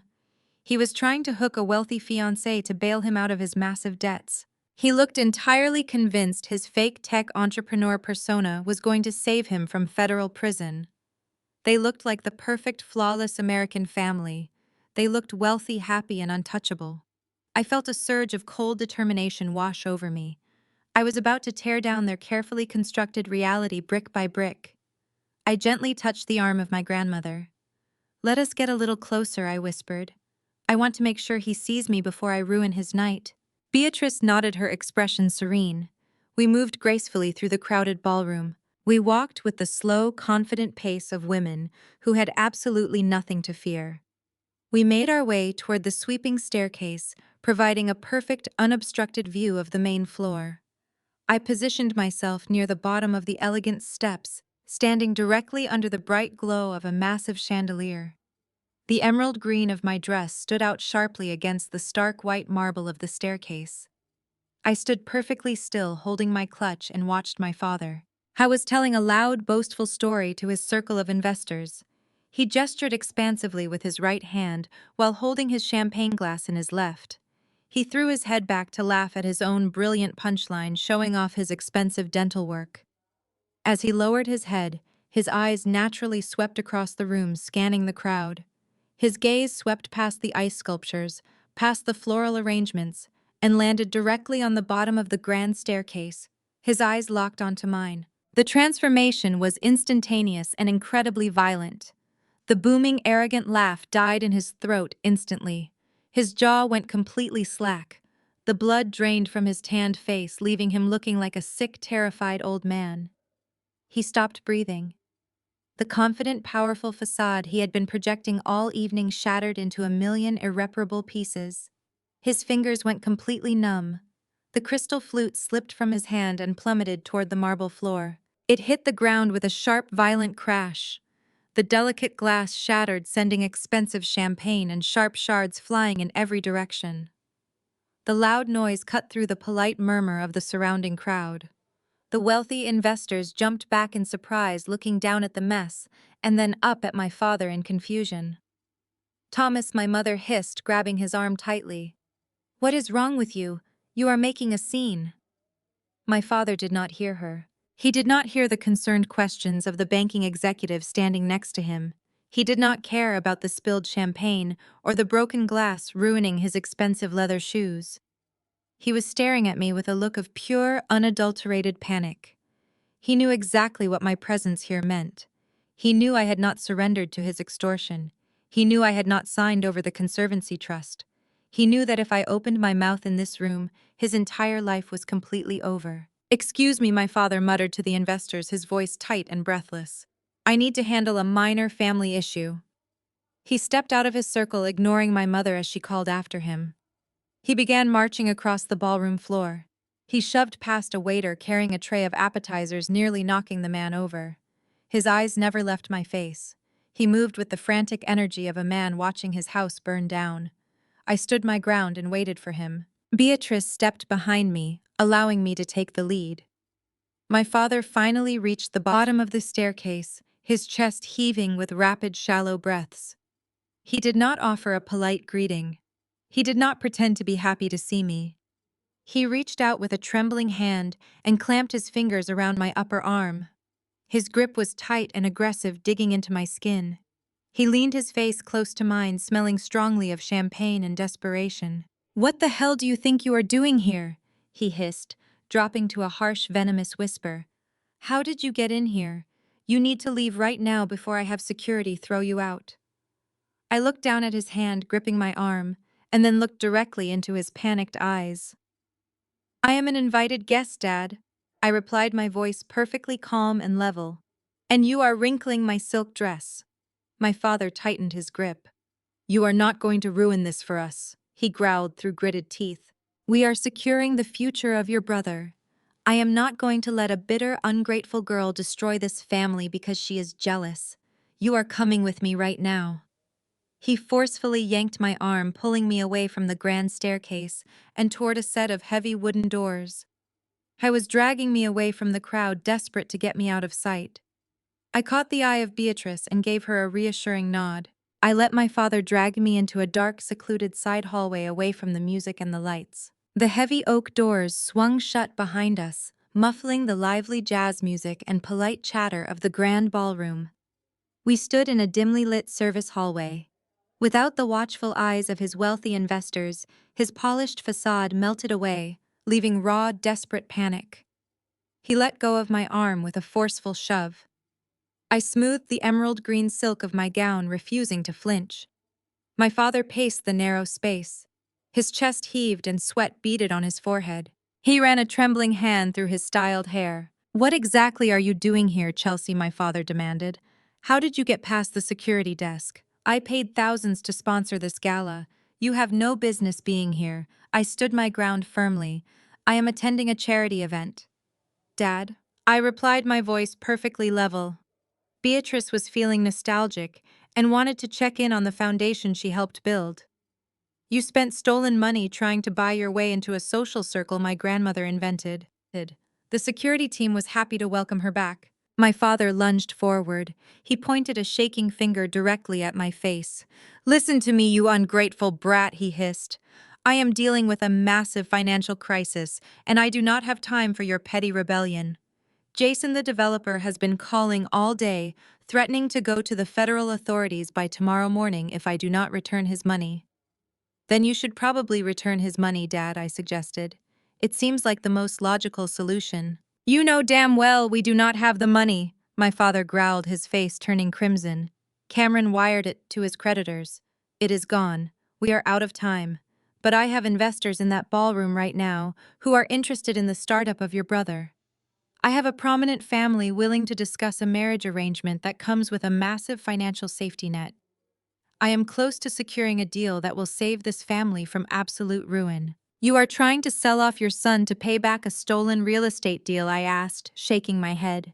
"You really have no moral bottom, do you?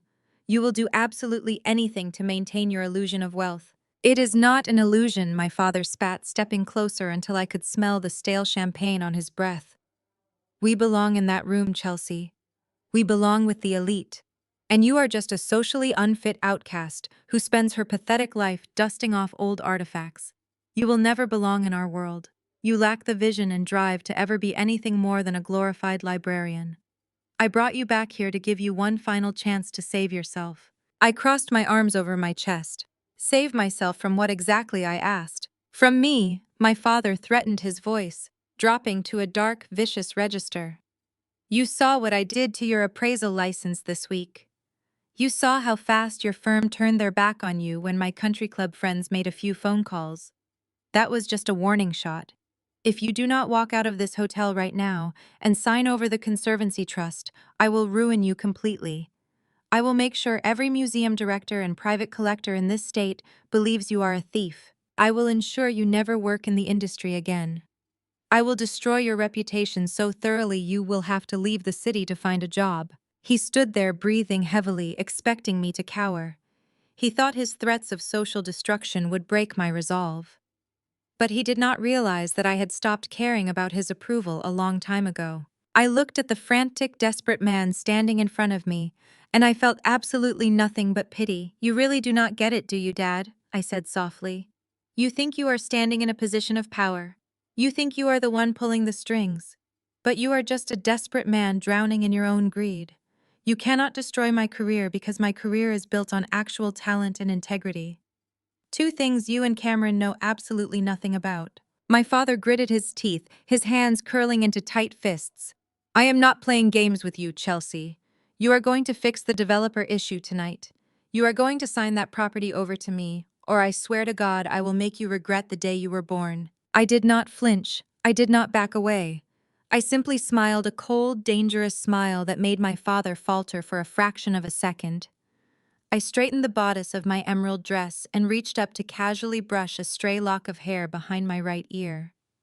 As my hand brushed against my ear, I pressed my index finger against a tiny wireless earpiece hidden deep within the shadows of my pinned-up hair.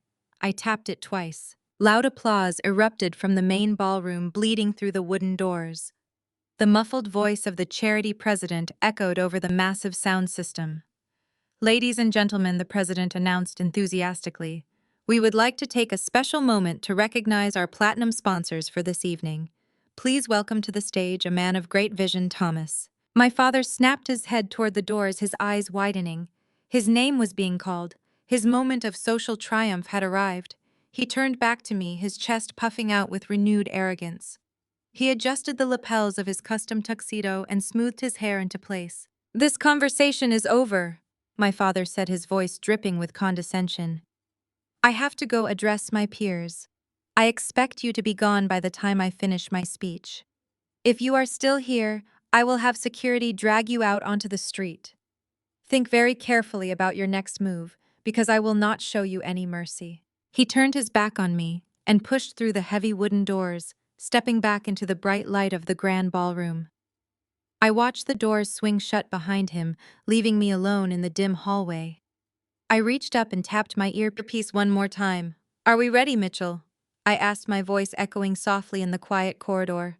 Through the tiny speaker in my ear, the professional voice of my trust attorney crackled to life. Mitchell was currently standing inside the elevated audio-visual control booth, overlooking the entire ballroom floor.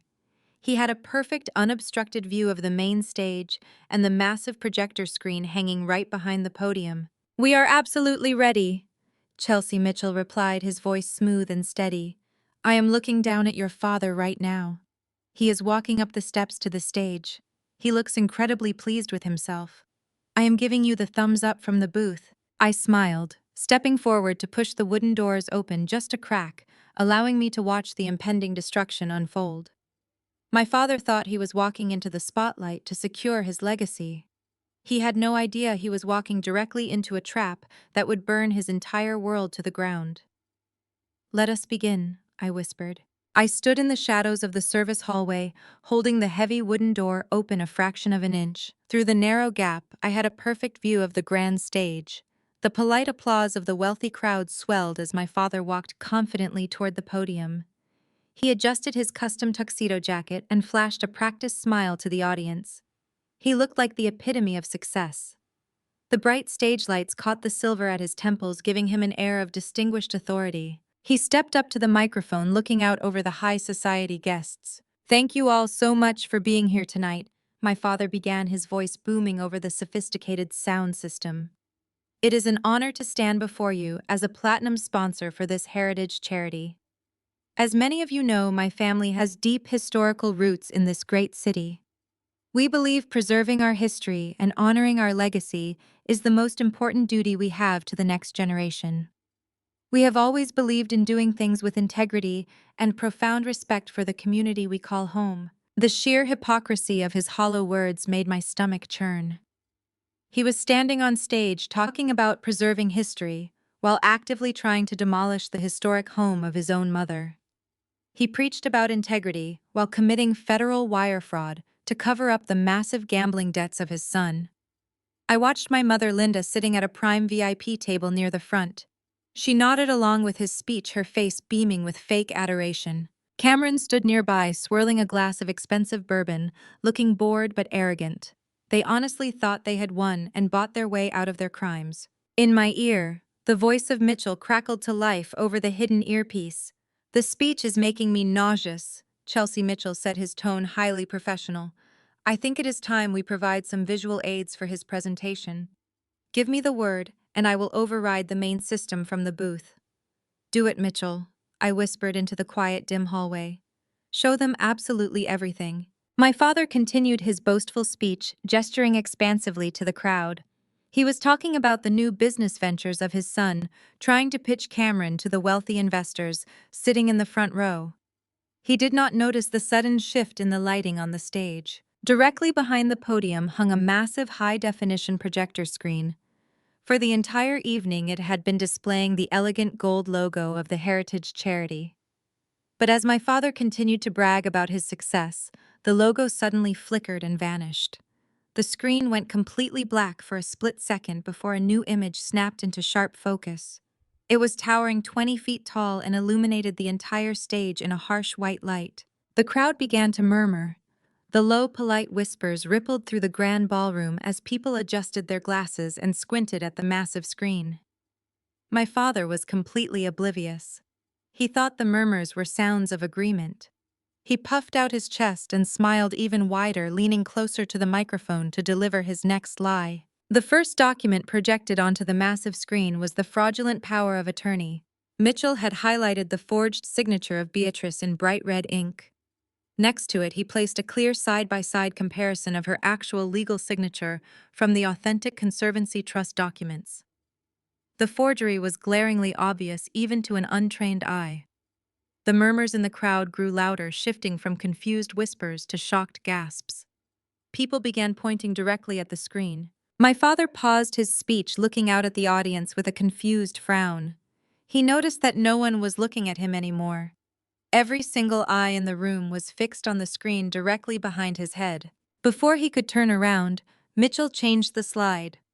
The forged power of attorney vanished and was instantly replaced by the financial records of the wire transfer. The massive screen now displayed the exact bank logs showing the $1.5 million from Jason the developer entering the personal account of my father.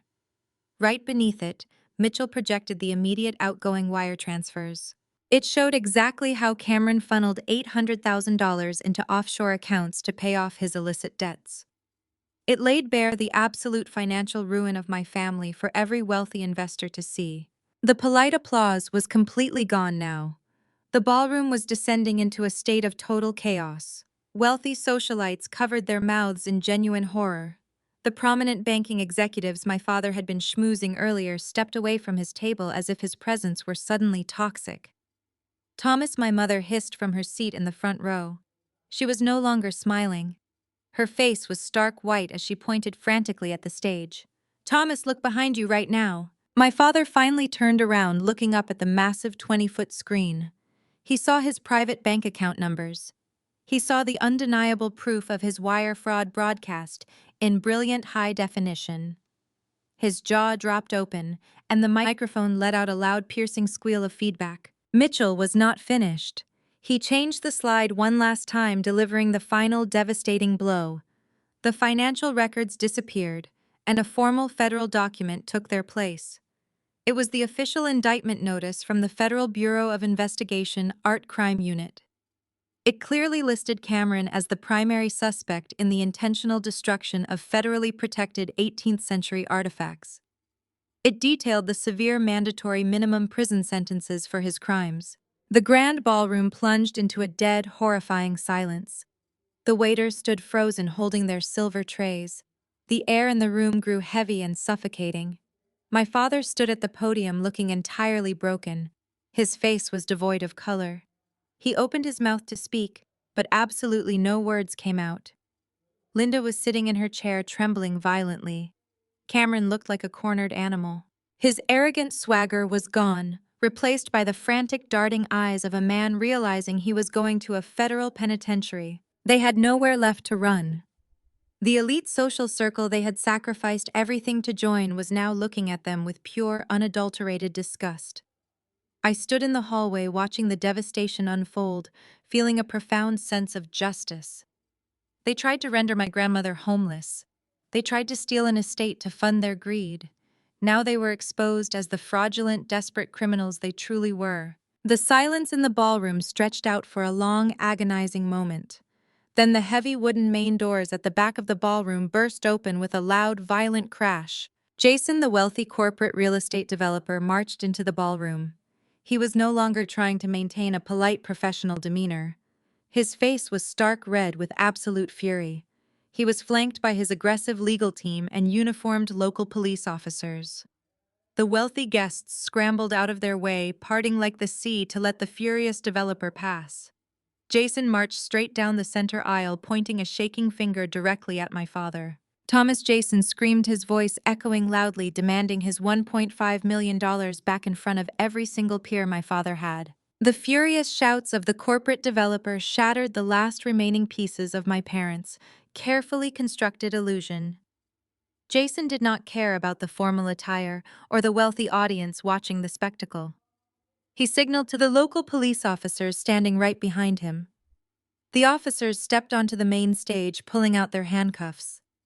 My father tried to step back, but there was nowhere left to go. The metallic click of the cuffs locking around his wrists echoed through the microphone. My mother let out a loud, piercing wail as an officer read them their rights. She looked out at the guests begging her country club friends for help. Not a single person moved. They all turned their backs, whispering in absolute disgust.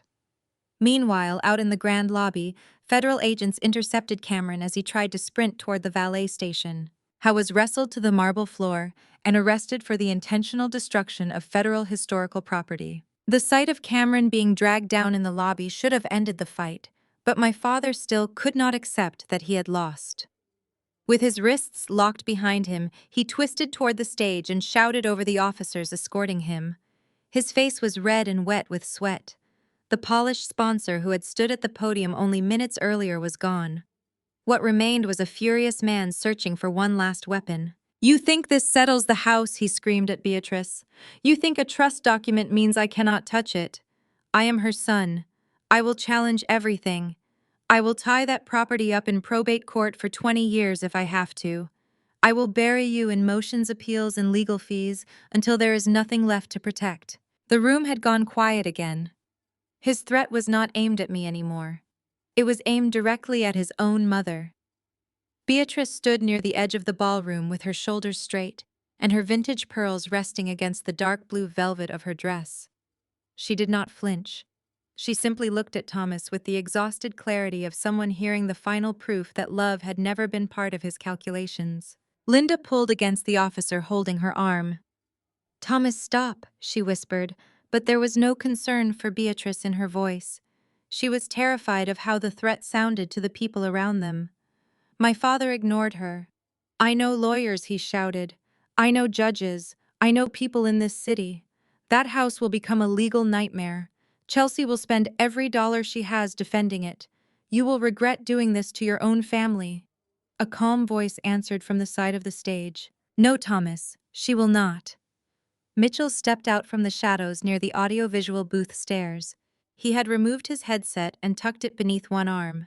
In his other hand, he carried a thick manila envelope sealed with a State Preservation Office stamp.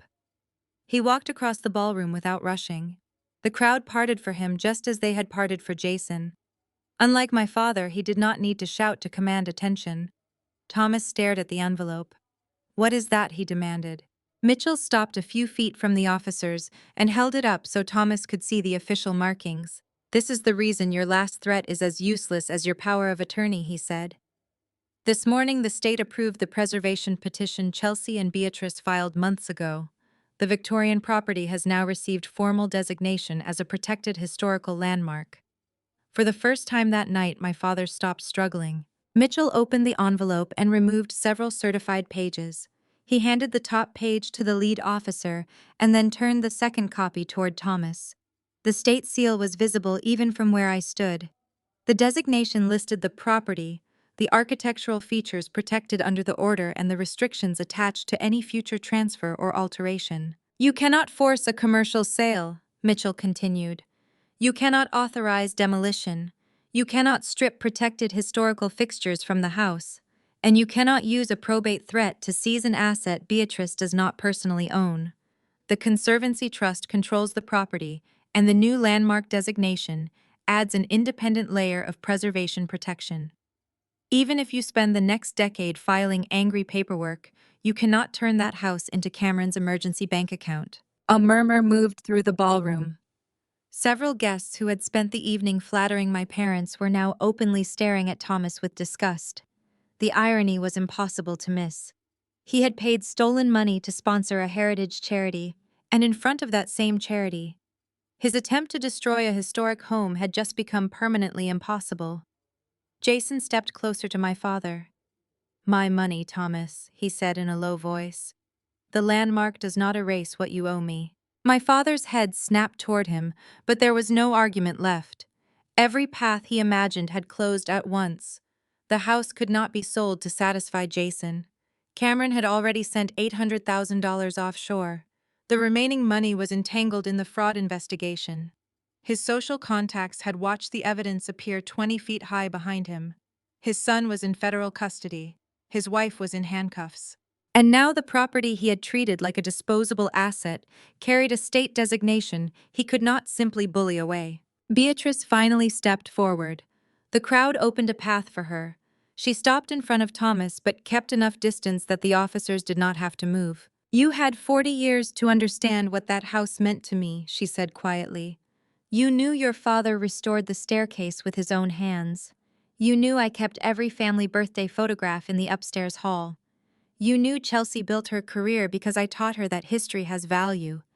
And you still looked at my home and saw nothing but a number you could use to rescue Cameron." Thomas lowered his eyes for the first time. Beatrice did not raise her voice. "That house is protected now because I finally accepted that you would never protect it for me." The words landed harder than any shout. Linda began to cry again, but Beatrice did not move toward her. She had spent too many years rewarding tears that appeared only when consequences arrived. Mitchell slid the certified landmark notice back into the manila envelope and handed it to me. "Keep the original with the trust records," he said. "The state has already recorded its copy." I held the envelope against my chest and looked toward the enormous projector screen. The image of Cameron's federal indictment was still frozen there. Beneath it stood my parents in handcuffs, surrounded by the very people they had spent their lives trying to impress. There was nothing triumphant about the scene in the shallow sense. I did not enjoy seeing my family destroyed, but I felt an immense relief knowing they could no longer destroy Beatrice to save themselves. The officers began leading Thomas and Linda toward the ballroom doors. Thomas tried one final time to turn around, but the officer kept him moving. No one rushed forward to defend him. No country club friend offered a phone number. No investor promised help. The social empire my parents valued more than loyalty had evaporated in a single evening because it had never been built on anything real. Beatrice slipped her hand into mine. Her fingers were warm and steady. "Is it over?" she asked softly. I looked at Mitchell holding the remaining certified copies, then at Jason speaking in a low voice with his legal team, and finally toward the lobby where federal agents were taking Cameron away. "The house is safe," I told her. "This part is over." She nodded once. That was enough. The rest would belong to investigators, lawyers, and courts. For the first time since the eviction notice appeared on her front porch, Beatrice no longer had to wonder whether another relative could sign away her home while she slept. The trust had stopped the theft. The landmark designation made the protection permanent. And the people who had treated her history like disposable property were finally being forced to answer for what they had done. The months following the charity gala delivered a swift and merciless brand of justice. The trial was highly publicized, exposing every single lie my family had told. Thomas and Linda were formally convicted of federal wire fraud and elder abuse. Because they could not return the stolen money, they were forced by the court to liquidate absolutely every asset they owned. Their luxury vehicles, their designer clothes, and their expensive investment portfolios were all seized and auctioned off. They declared complete bankruptcy and moved into a tiny rundown apartment on the outskirts of the city. Their wealthy friends ostracized them, blocking their phone numbers and banning them from the country club. They were reduced to the exact state of financial ruin they had desperately tried to avoid. Cameron faced a much harsher reality. The federal judge showed absolutely no leniency for his arrogant vandalism. He was sentenced to 5 years in a federal penitentiary, forced to trade his custom-tailored suits for a standard prison uniform. The golden child finally faced the brutal consequences of his own actions. While my toxic family faced their ultimate downfall, my own life took a magnificent turn. The story of the Irrevocable Historical Conservancy Trust made regional news, highlighting my role in protecting a significant architectural landmark from commercial demolition. The managing director of my appraisal firm publicly apologized to me, begging me to return to my senior position. I declined his offer and launched my own independent appraisal agency. Private collectors and major museum boards flooded my office with lucrative contracts wanting to hire the archivist who outsmarted a predatory corporate developer. My career skyrocketed, bringing me financial independence and professional respect that my parents could only dream of achieving. Beatrice remained safe and wonderfully happy, living peacefully in her beloved home, completely free from the looming shadow of her greedy children. Exactly 1 year after the miserable grocery store cake, our story came full circle. The grand Victorian house was not quiet or lonely anymore. It was glowing with warm amber light and filled with the joyful sounds of a true celebration. We were hosting a massive party for the 75th birthday of Beatrice. The large dining room was packed with my supportive colleagues, local historians, and a wonderful community of our chosen family. The antique chandelier sparkled above a massive custom-designed birthday cake from the best bakery in the city. There were no tense video calls from luxury ski resorts, and no greedy relatives demanding money. There was only genuine love and profound respect. I stood by the kitchen doorway watching Beatrice hold court at the head of the table. She was wearing her vintage pearls and laughing brightly at a story told by Mitchell, our brilliant trust attorney. She looked over the crowd and caught my eye. She raised her crystal glass of champagne toward me, offering a warm, victorious smile. I smiled back, raising my own glass in a silent toast.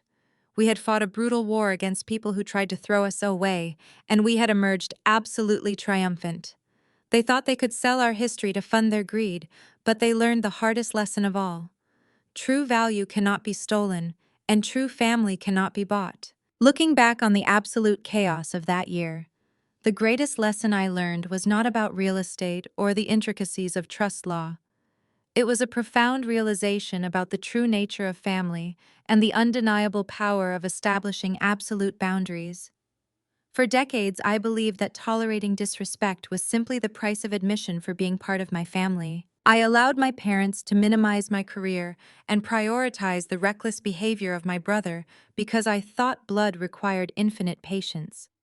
But standing on that stage, watching their greed completely dismantle the facade they had spent a lifetime building, I finally understood the truth. You cannot buy genuine respect, and you certainly cannot build a lasting legacy on a foundation of deceit. My grandmother, Beatrice, taught me that true strength does not always require shouting or making a scene. Sometimes the most devastating defense is quiet preparation and an unwavering refusal to be bullied. By protecting her home, we did not just save a historic building. We preserved our dignity and proved that our worth is never determined by the people who consistently fail to appreciate us. Sometimes the only way to win a toxic game is to completely rewrite the rules and refuse to play the role they assign to you. If you have ever felt undervalued by the people who should protect you, or if you have had to stand up against family members who took your loyalty for granted, please know that you are not alone. Your boundaries are valid, and your peace is absolutely worth fighting for. Share your own experiences of setting difficult boundaries in the comments below. Please hit that like button and subscribe to this channel for more stories about reclaiming your power and discovering the family you truly deserve. Thank you so much for listening to my journey.